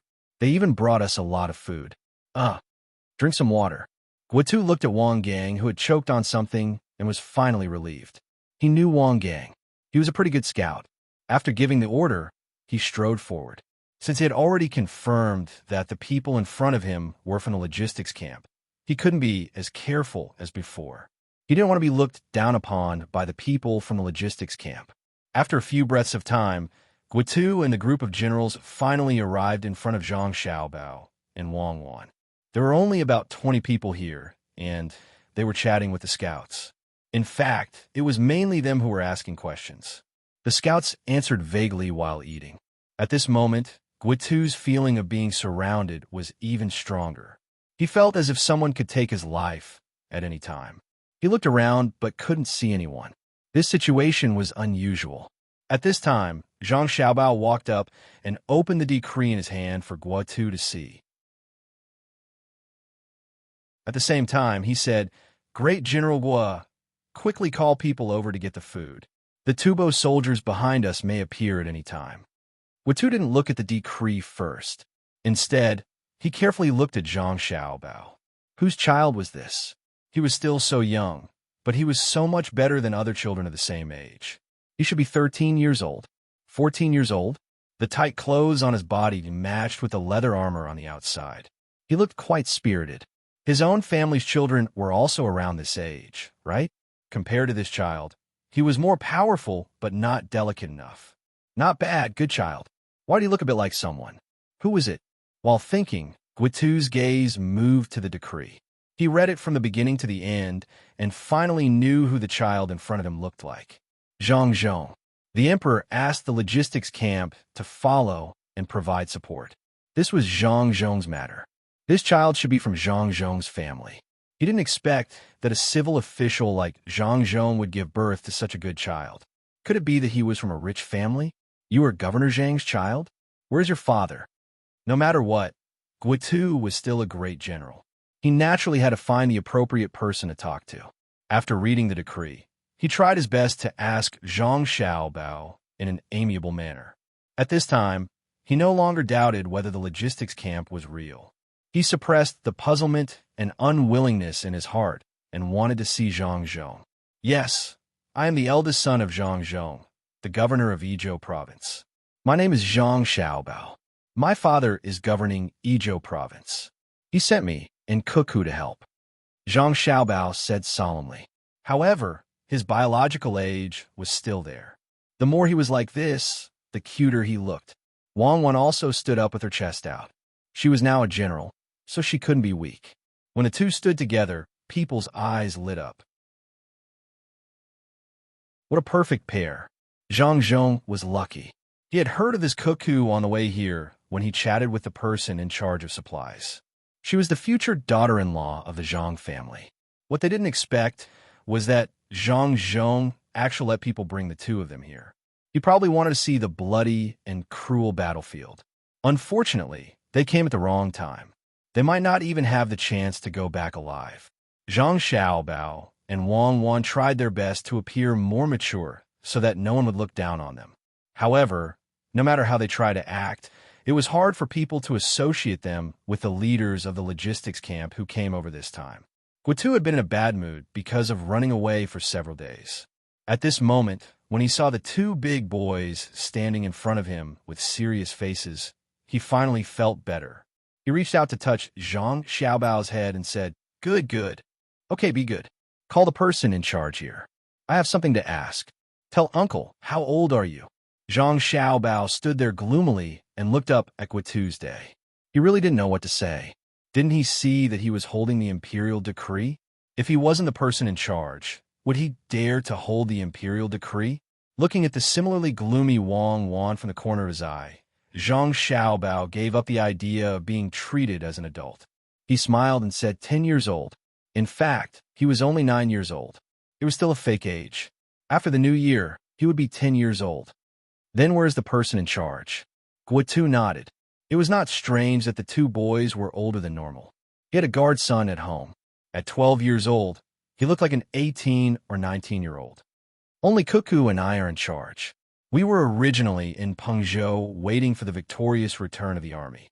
However, an imperial decree suddenly came. So, Cuckoo and I had to bring people here first. We have already sent people to report to my father. I think my father has already sent people here. Zhang Xiaobao understood. Since the other party treated him as a child, then he would treat him as his own child. As for sending people here, that was a dream. There would be no more reinforcements in the future. Whether or not they could return alive would depend on Wang Wan's ability. When Guotu heard Zhang Xiaobao's words, he was immediately shocked. Was Zhang Zhong crazy? He actually directly sent his son and daughter-in-law here. Where did he think this was? Did he come here to hunt for fun? Looking carefully at the dozens of people from the logistics camp, he saw that they all had a look of agreement on their faces. He finally understood that the person in charge here was the two boys in front of him. How is that possible? Just as Guitu was about to ask more questions, the military officer reminded him, "General, shouldn't we let the brothers eat something? Ask while eating?" His words woke Guitu up. Indeed, there was no need to ask questions right now. Since the logistics camp people were here, then they should have brought some food. If they could eat a meal, then it was a meal. If they couldn't eat until they were full, then they could fight with the Tubo people. With this thought, Guitu said to Zhang Xiaobao, "Xiaobao, this General Gua, please call me Battalion Commander Zhang for the time being." Zhang Xiaobao wanted to smooth things out a name. He couldn't let people call him Xiaobao left and Xiaobao right. It would be easy for them to take away his military power. Without military power, how could Wang Wan command? If Wang Wan didn't command, was she going to wait for Guitu, this stupid general, to lead the troops to their deaths? Guitu was stunned. He thought about the current situation and the dozens of people with unkind expressions. Finally, he said very awkwardly, "Battalion Commander Zhang, how many people did your logistics camp send over? How much food did you bring?" "General, there's only food, no food. I think you also don't have animals to ride on. This time, there are 258 people going up the mountain, so I brought some salt and hardtack." Zhang Xiaobao didn't have to be serious anymore and just said casually. Anyway, no matter how mature he acted, people wouldn't treat him as a mature person. It was very different from the feeling of commanding the inner courtyard at home. When Guitu heard that there were 250 people, he looked at the dozens of people in front of him and then began to look around. Where did the rest of the people go? "Everyone listen up, remove the alert." Wang Wan's crisp childish voice sounded. As soon as she finished speaking, more than 200 people suddenly appeared around them. Each of them had a crossbow in their hands, which gave Guitu and the others a fright. They were so close, yet they didn't discover them. If they were enemies, what would happen if the arrows flew past? After taking a closer look at the people who had appeared, everyone finally understood why it was so difficult to discover them. These 200 people were wearing clothes that were dyed green, black, and yellow. There were also circles of grass on their heads. Even their hands and faces that were exposed outside were smeared with traces of stains.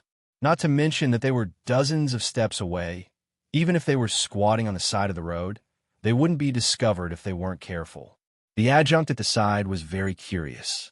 He pointed at a person and asked Zhang Xiaobao, "This outfit is..." "It's just a disguise. When you're on the mountain, you have to look like something on the mountain. Otherwise, you would have been discovered long ago.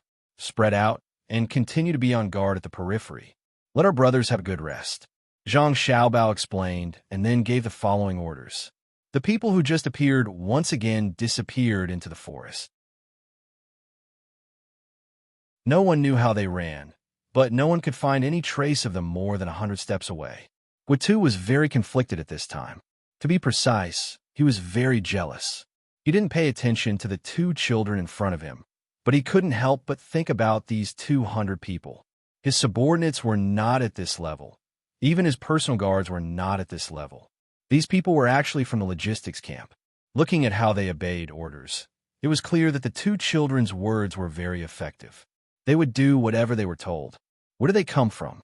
Could it be that they were Zhang Zhong's private soldiers? If the people from the logistics camp were all so powerful, then wouldn't it be very embarrassing to compare his own people? With conflicted thoughts, Guitu ordered people to go to the front to get food. Eating was the most important thing right now. He could slowly understand the rest. Zhang Xiaobao and Wang Wan didn't bring any jerky or fried noodles this time. Everyone in the team was carrying a big backpack, and there were also a lot of things on the horses. The backpack was full of compressed biscuits, fat, vegetable oil, dried vegetables, flour, minced meat, bean powder, and egg yolks. They could be eaten directly in the mouth or cooked under conditions. They were very high in calories. If eaten together with water, the soldiers would be able to survive for half a day. There were more than 200 people on the mountain, and each of them carried 300 pieces. If they ate one piece a day, they could feed more than 70,000 people for a day. Now, with Guitu's remaining troops, there was no problem for them to survive for 5 days. Guitu had never seen compressed biscuits before, and he didn't know the use of these things. Looking at more than 200 people who only brought so little, he sighed and said, "Did you hide all along the way? Did you lose a lot of things?" "No, we killed and killed along the way. We kept eating the food in the houses of the local people who were killed. This kind of good food is specially reserved for the generals." Zhang Xiaobao took out a piece of biscuit and held it in his hand.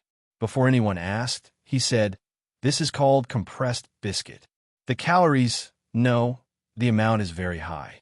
If you eat one piece and don't move, you could survive for a day without any problems. Eat one piece and drink water. Remember not to eat too much. Otherwise, your heart will beat faster and your body will heat up. If you eat more than 5 pieces in a meal and drink more water, your stomach will be bloated. Send someone to get it.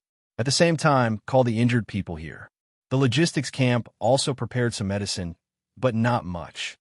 Hearing Zhang Xiaobao's words, Guitu's face changed again. When he came, he let the local people go. He didn't expect the logistics camp to be so ruthless. They killed along the way. No wonder they could safely run to the front and wait. What was this?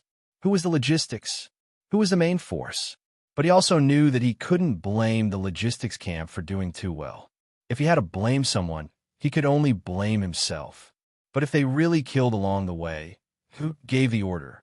Judging from the respect of those 200 people to the 2 children, they had to listen to the 2 children. Could it be that they gave the order? No matter what, Guitu couldn't associate the 2 children in front of him with the people who gave the order to kill ordinary Tibetan people. If that was the case, the children in front of him didn't seem to have anything to do with being cute. While observing Zhang Xiaobao and Wang Wan, trying to find the inhuman ruthlessness in their eyes, Guitu took the 2 pieces of compressed biscuit and put one of them into his mouth. A special taste suddenly filled his mouth.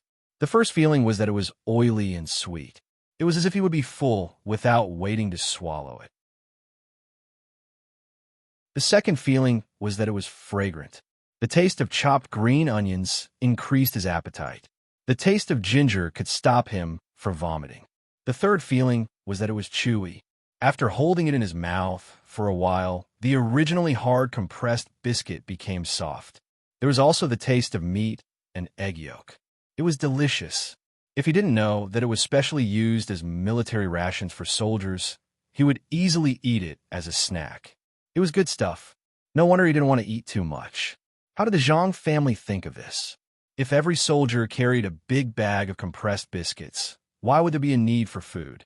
They just needed to prepare some emergency fodder for the horses. When they came here, they could find food for the horses at any time. Guitu ate half of the biscuit and wondered if he should impeach the logistics camp. If they had such good stuff, why didn't they take it out earlier? Otherwise, why would the rations be burned? But on second thought, if he really wanted to impeach them, not to mention whether he was worthy of the care they had taken along the way and the support they had provided now, the first person the imperial court would punish would be him, who said that the logistics camp had to take out compressed biscuits that had never been heard of before. He failed because he was exposed. Who asked him to not kill anyone? Why was the logistics camp fine? General, do you think it's feasible? At this time, Lugan couldn't hold it in anymore. He was also hungry. When the troops were fleeing, the generals didn't dare to eat good food alone. Otherwise, the morale of the troops would be ruined. He had eaten wild vegetables for 3 days in a row. The rest of the food was a small piece of meat from an unknown animal at noon yesterday. Now that there was food, it didn't matter whether it was biscuits or compressed biscuits, as long as it could fill his stomach first. It was good stuff. Besides, when he asked closely, the smell was really good. The people in the logistics camp were all good people. At this time, Guitu finally reacted.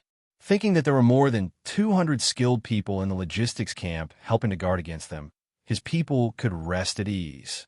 He hurriedly orders everyone take 5 pieces. You are only allowed to eat 1 piece a day. After eating, drink water.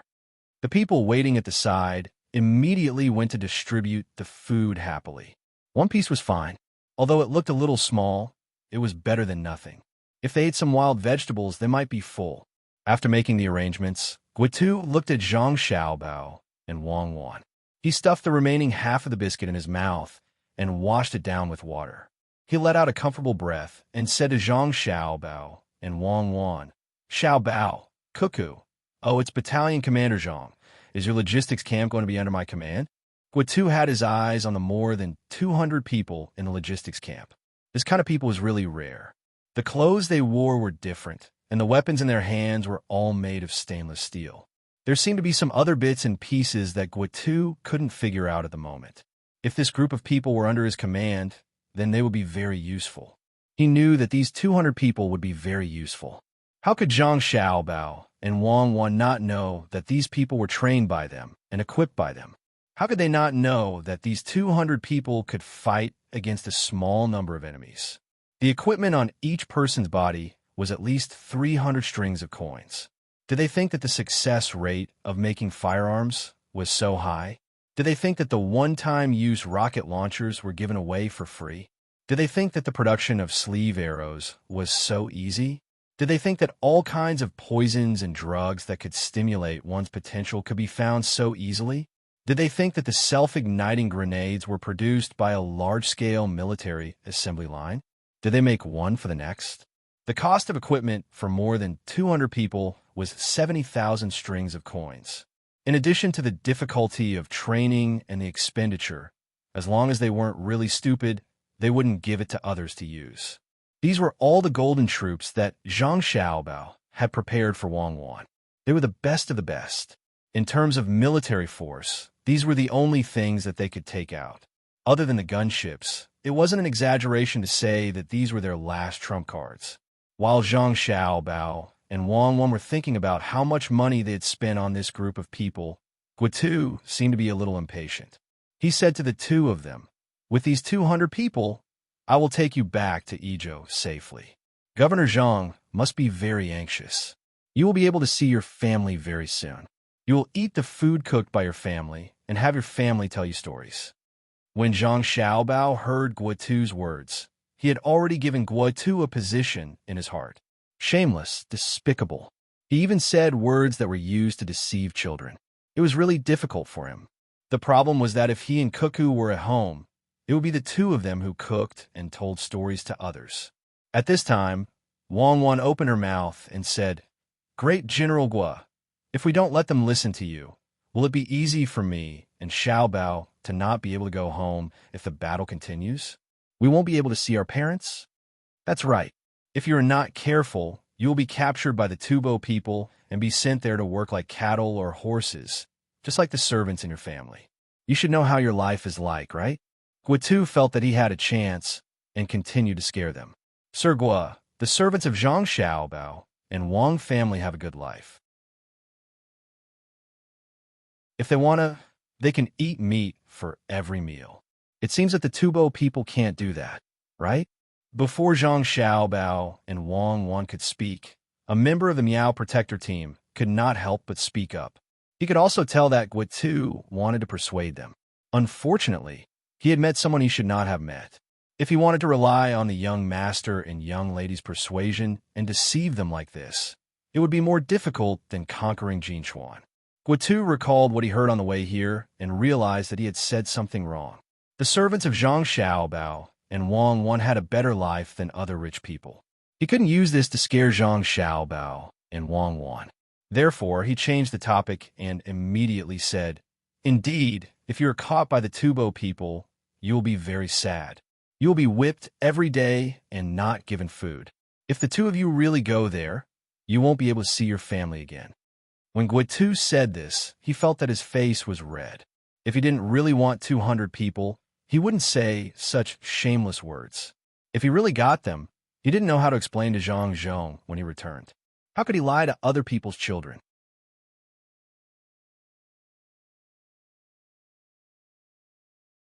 Chapter 6:16. Hearing Wang Wan's words, Guatu was stunned. The other officers were also stunned. Guatu started to blame himself. The others looked at Guatu and didn't say anything. Their meaning was obvious. You scare them, continue to scare them. Bring them away after scaring them. Looking at the situation, the other party still had more supplies to send over. Don't underestimate the fact that there were less than 300 people. As long as they were equipped with horses, even 1,000 Tibetan soldiers would not be able to stop them. who would send out 10,000 soldiers to stop them under such circumstances. It would be easy for them to go back, but what about their own supplies? If they let the people from the logistics camp go back, what would they do? Not to mention that they couldn't deal with the Tibetans. They couldn't even deal with 2 kids. In order to cooperate with Wang Wan, Zhang Xiaobao frowned and showed a scared expression. He ordered the people around him, quickly call them back. We will run. While the horses at the foot of the mountain haven't been discovered yet, it is still not too late to run now. Don't, wait a moment. When Zhang Xiaobao and Wang Wan's people were about to call for the people, Guitu quickly stopped them. They could run, but he had many people here. They couldn't run at all. General Gua, Cuckoo, and I don't want to be caught. We still have parents, grandparents, and Xiaobei at home. Without us, they will be sad. Zhang Xiaobao said to Guitu timidly. Guitu was speechless. This kid was really hard to deal with. He wanted to run after being scared. He could only comfort him. Battalion Commander Zhang, don't be afraid. I am here. Don't you want to make a big contribution and go back to make parents happy? No, I just want to go back alive. I still have to tell stories to Xiaobei. Zhang Xiaobao's reply made Guitu slap his forehead. Depressing, it was really too depressing. These 2 kids were so easily scared. Battalion Commander Zhang, as long as you let me command them, I can let you go back alive. You don't have to worry about being caught by the Tibetans. Guitu said in a different way. Zhang Xiaobao shook his head vigorously. If Cuckoo and I were in command, we would also be able to return alive. We wouldn't have to worry about being caught. Guards protect Xiaobao and Cuckoo so that Governor Zhang's children won't be harmed. Guitu wanted to persuade him, so he could only use this method. As soon as his voice fell, a cold object was pressed against his forehead. Guitu, if you dare to put the young master and young lady under house arrest, I will immediately make your head explode. Do you believe me? The same cold words came out of Huzi's mouth. Guitu didn't know what was on his forehead, but he believed what this person said. The cold feeling of the metal told him that this was not a toy. Since it could be used on the battlefield, it could definitely take people's lives. At this moment, Wang Wan spoke. Guards, Great General Gua is tired from the journey and needs to rest. Protect Great General Gua. If anyone dares to move, kill them. When Wang Wan and Zhang Xiaobao came, they wanted to persuade Gua Tuesday. However, at that time, they wanted to use gentle means. Now that Guitu showed his true colors, they didn't need to be polite. Once the order was given, Guitu and the generals around him were all controlled. The cold blue arrowhead made them understand what kind of weapon the other party was holding. While they were shocked that the logistics camp had such good equipment, they also understood their situation. If it had been an adult, they would have been able to threaten him, such as how they would explain it to the imperial court or talk about the righteousness of the nation. However, was it useful to say such things to 2 children? The children always thought about themselves. They were unreasonable even in front of their parents. There was no reason to reason with them. They seized power as they wished. Guitu was frightened. While he was being tied up, he said to Zhang Xiaobao and Wang Wan, "If you guys tie me up, your family will be finished. Once the imperial court knows about this, your whole family will die." Xiaobao, is what he said true? Wang Wan asked worriedly. I don't know. Maybe it's true. If the imperial court knows, we will be finished. Unless the imperial court doesn't know. Zhang Xiaobao also had a fearful expression. Then kill him. This time, the imperial court won't know. Just say that he ate too much biscuits and died. Wang Wan waved to the guards, indicating that she was going to kill Gua Tuesday. Guitu finally believed that the people who gave the order to kill the people were Zhang Xiaobao and Wang Wan. They were too vicious. They even wanted to kill the people of the Tang Empire. How could the people of the Tubo Empire be any better? He really didn't know if these 2 children were smart or stupid. Would anyone believe that they would die from eating too much biscuits? But no matter if anyone believed it or not, he and the others would be killed first. In the instant when he was facing death, Guo too understood. He finally understood that he couldn't play tricks with the children, especially the smart children. Otherwise, he would die very miserably. When the other people put the knife on his neck and prepared to pull, he understood many things. Thus, he said to Zhang Xiaobao and Wang Wan, "Don't, We won't tell anyone. We will listen to you. You can do whatever you want. We will definitely let you go home. The other soldiers will also listen to you. You really won't say? Wang Wan blinked her big eyes and asked in disbelief. I won't say. If you don't believe me, you can ask them and see if they also think the same. Guitu already felt the coldness of the knife. He only hoped that Zhang Xiaobao and Wang Wan would believe him. Zhang Xiaobao's eyes looked at the other generals and got a very uniform answer. The generals above the battalion level were all here, including the battalion commanders. Everyone did the same action and nodded. They didn't want to die. To be precise, they didn't want to die like this. That would be too unjust. If they were killed by the enemy, they would be considered heroes. But if they were killed by 2 children, they would be sullen. They would be resentful ghosts. Then I am relieved. Bring them to rest. Now the army will be commanded by me and Xiao Bao. If anyone has a different opinion, kill them. Wang Wan revealed a happy smile. However, no one felt that her words were funny. The decisiveness to kill was actually reflected in the body of a little girl. Wang Wan's cold eyes and pure smile made the generals feel that they weren't facing a child from an ordinary official's family. Instead, they were facing a child from the palace who had known cruelty since childhood. Guitu and the others were locked up. Zhang Xiaobao and Wang Wan began to take their official seals to receive the troops. The process was relatively smooth. The main reason was that Guitu wasn't the original commander of these soldiers and didn't have much prestige. However, the logistics camp in Idyll had left an indelible impression in their hearts, especially now that they were sending food. Damn, now I know why more than 200 people listened to 2 children. How are they children from ordinary families? Look at their calculation and ruthlessness. It's not that Zhang Zhong didn't have the time to take care of the logistics camp. He just felt that his children could do it. Looking at the time, they should have been following us all the way to Pengzhou. That's why they were able to move so quickly once the imperial court's decree arrived. I didn't believe it when I heard that there were portraits of the 2 children hanging in the emperor's palace, but now I understand. The 2 of them have long been favored by the emperor. Guitu, who was locked up, ate something good again. It was actually fried melon slices. When he ate it, he felt nostalgic. It tasted better than any meat or wild vegetables. After eating half a steamed bun, he remembered what Zhang Xiaobao and Wang Wan had done. He realized that the 2 children shouldn't be treated as ordinary people. He told the other generals. The other generals also realized this. Unfortunately, it was too late. Their power was taken away, and they couldn't turn the tables. They could only watch the 2 children do things. Of course, they admired Zhang Zhong more. They didn't know what kind of teaching could make 2 10-year-old children like this. The adjutant who had been giving advice to Guitu said, from now on, Zhang Zhong's name will be more famous. The logistics camp in Idyll will become a legend of the Tang Empire. To be honest, I don't hate the 2 children now. They are indeed more capable than us. At least under their leadership, the logistics camp found us. But who asked? He didn't finish his sentence, but the meaning was very clear. He was complaining that Guitu shouldn't have tried to seize the military power of others. Otherwise, the result wouldn't have been like this. Guitu didn't refute. He was silent. He finally knew where he was lacking compared to the old general who was good at war. He wasn't decisive enough in killing and couldn't see the situation clearly. He didn't speak, so the others also kept silent.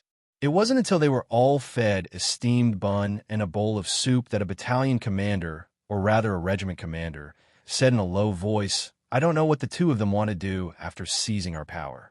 If they want to escape, it won't be easy. If we behave normally, we may be able to figure out their plan.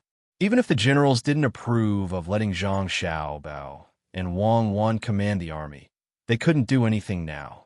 They were under house arrest. They could only hope that the 2 children wouldn't act rashly and get everyone involved. After half a day, Wang Wan successfully took over a team of 12,000 people. Guitu and the others didn't directly command this group of people before, and the logistics camp took care of them on the way here. But more importantly, Wang Wan used the name of Between the Clouds and the Water to bribe the 12,000 people.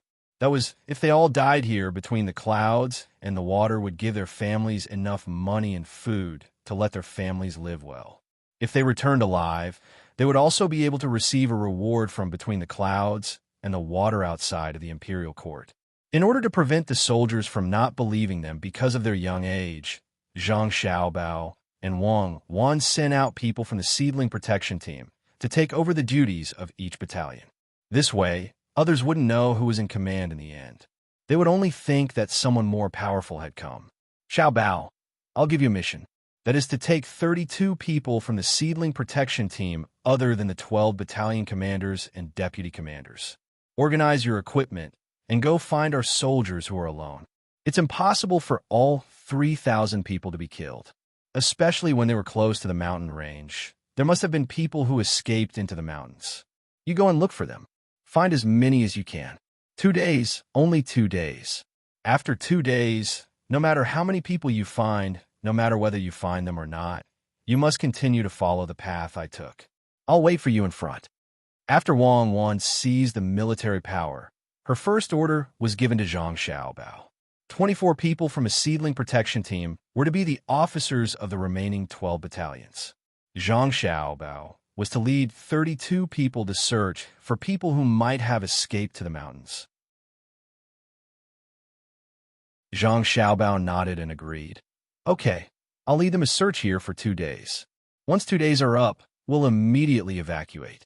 If we encounter an unexpected situation, we may evacuate even earlier. After saying this, Zhang Xiaobao ordered the remaining people from the seedling protection team. Huzi, get into formation and follow me. Zhang Xiaobao led 32 people and left. He wasn't afraid at all. If he really had to command a small-scale battle, he might be unfamiliar with the application of battle tactics. However, with only 32 people, it was suitable for him to lead. If the number of Tibetans searching the mountains was less than 100, he even dared to face them alone. Moreover, he had an 80% chance of keeping those Tibetans who were less than 100 in the mountains forever. Before he went abroad, he had already escaped from the armed police and police dogs time and time again.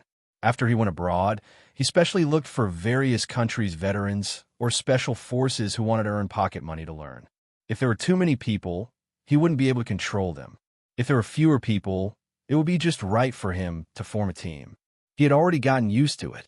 The jungle battle experience that generations of people had written down with their lives was not something that the current Tibetans could understand. They were not on the same level as him.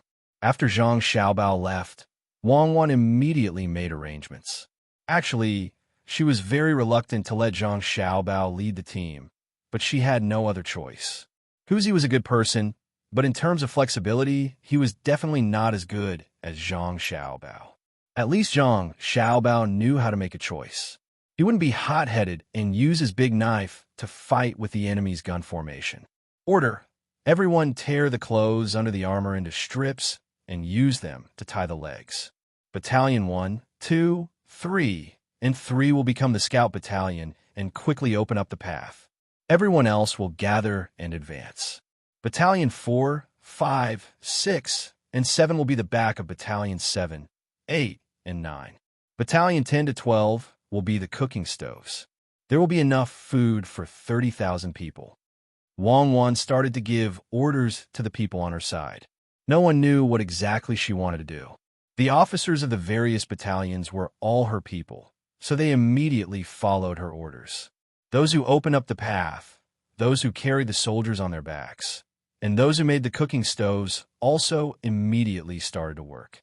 This situation was quickly found out by Guitu and the other officers. Although they couldn't issue any orders, the news would still be passed to them and let them know. This was also something that Zhang Xiaobao and Wang Wan had discussed. If they were to constantly be in a situation where they couldn't interact with the outside world, it would be easy for them to develop other thoughts. Thus, the best method was to let them be able to clearly understand the information of the troops. Zhang Xiaobao and Wang Wan didn't think that they would be able to guess the final goal of Wang Wan's troop deployment. Not to mention them, even Zhang Xiaobao wouldn't be able to guess it if Wang Wan didn't say it out loud. Just like what Zhang Xiaobao had always done in the past, Those who weren't professionals wouldn't be able to understand the depth of the situation. Zhang Xiaobao's original arrangements were dazzling to the eyes. Even Old Man Pai, Old Man Yao, and the others couldn't guess the final goal. And now, what Wang Wan was doing was the same. Every step had a deep meaning, strategic and tactical. It made people's heads hurt just by looking at it. Now, Guitu and the others had a headache. They knew the way to move the troops, but no matter what, they couldn't figure out why it was like this. Guitu thought about the contents of the military books that he had learned in the past and said, I understand. They are confusing the enemy and making them think that we still have a lot of people. It's not just 12,000 people, but at least 30,000 people. Then, dealing with 30,000 people is different from dealing with 12,000 people. The reason why they made a fake camp is to make the Tubo think that we still have a lot of provisions. It's impossible for them to use the siege method to starve us to death. This way, what do you think the Tubo people will think? At the beginning, his analysis was still smooth, but towards the end, he was also confused. What did it mean? To make the Tubo people think that they still had 30,000 people and sufficient provisions, this had to have some effect. However, he really couldn't think of what effect it would have. If he had to say something, it would be that the Tubo people would send more troops. If there were more Tubo people, it would be more troublesome for them to break through the siege. The problem was, if that wasn't the case, why did they have to make such a layout? From the layout, it made people feel that the person who commanded the troops was definitely someone who didn't know anything. Guitu couldn't figure out, and the other generals also couldn't understand. After a while, the military staff said, could it be that they want to make the Tubo people lower their guard? Today, they have 30,000 camped. Tomorrow, it will be 25,000, and the day after tomorrow, it will be 20,000. They want the Tubo people to think that our morale is not stable and that they have all become deserters. When the camp is reduced to 5,000, do you think the Tubo people will still send more people to encircle and annihilate us? I reckon that they will think that we don't have enough people and only send out 20,000 people. 12,000 against 20,000, we still have a chance of winning. If you can think of it, do you think that the Tubo people can't think of it? If it was me, I would send out 100,000 people to encircle and annihilate them. I don't care how many people you have in the end. Who doesn't know that the camp can be fake? A battalion commander beside the military staff said at this time. He didn't think that the Tubo people were fools. Such a classic layout. How many times had others used it? It doesn't matter whether the Tubo people know or not. What I am saying is whether they really have such a plan. The military staff retorted. At this time, the others didn't say anything. They were really worried that Zhang Xiaobao and Wang Wan's men had made such an arrangement. This kind of method that could be understood by those who had read military books didn't seem to be effective. Their guesses changed again on the second day. This time, Wang Wan only sent 1 battalion to open the path. Out of the 10 battalions, 5 battalions were carrying the other 5 battalions. The last battalion built a camp that could only be used by 50,000 soldiers. The speed of the troops slowed down a lot. That's not right. They should be reducing the camp. Why is there more camp? Oh, I know. They're trying to scare the Tubo people and make them think that there are too many people here. Guitu said to the other generals after he found some information that he thought was possible in the military books that he had read. No one could agree with his thoughts. The military staff retorted, if that's the case, why did they ask people to carry people? Don't tell me they have nothing else to do? The other generals nodded. They really couldn't think of anything. It seemed that Zhang Xiaobao and Wang Wan's methods were a little strange.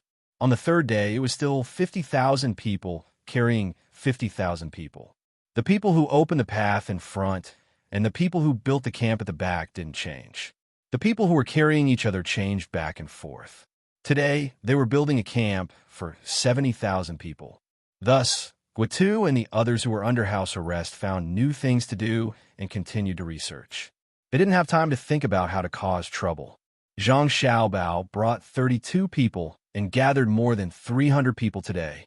After giving them some food, he asked them to speed up and meet up with the main group in front. Zhang Xiaobao was in charge of bringing up the rear. The 33 people didn't go to the back to welcome them. They just spread out horizontally and waited. If they met someone, they would help. If they didn't, they could only blame the other party's bad luck.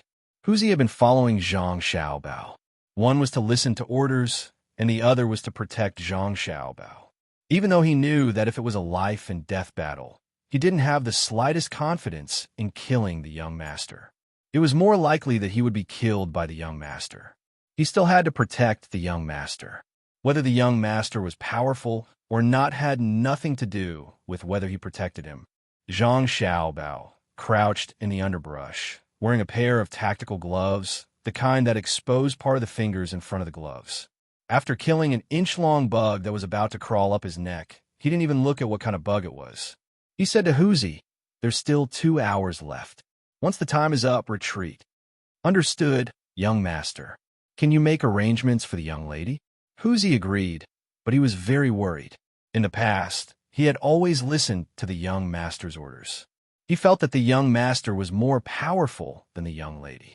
He didn't know why the young master gave the command to the young lady on the battlefield, and he seemed to trust her very much. How could Zhang Xiaobao not know what Huzi was thinking? He made a smiling expression and said, "Don't doubt Cuckoo. If she can't do it well, then no one can do it well in my heart. Your tactics were all taught by Cuckoo. I can only teach you psychology. If I were to fight with someone like Cuckoo, I could beat 2 of them. But if I and Cuckoo were to fight 1,000 people each, she could beat 3 of us by herself. Do you understand?" "Understand. Young master is more powerful in normal times. When it comes to war, the young lady is in the leading position." Huzi remembered the situation when he was learning tactics from a young lady, so he nodded and said, it wasn't Huzi's fault. He really hadn't seen the young lady commanding people in battle, and he didn't know to what extent the young lady's art of war was. He also didn't understand what was a major, so how could he know the level of people who had skipped grades and graduated from the Central Military Command Academy? In 2100, Zhang Xiaobao said to wait for 2 hours, so he waited for 2 hours. During this time, he found 25 people. When the time was up, Zhang Xiaobao ordered without hesitation, "Retreat, full speed ahead." You're tuning in to the Romance Rendezvous YouTube channel. We're so grateful for your support, and don't forget to subscribe to join us on this incredible journey through captivating stories. Your generosity through donations truly makes a world of difference, as it's the primary source of revenue that allows me to expand and enhance this channel for you. Thank you from the bottom of my heart for being a part of this adventure.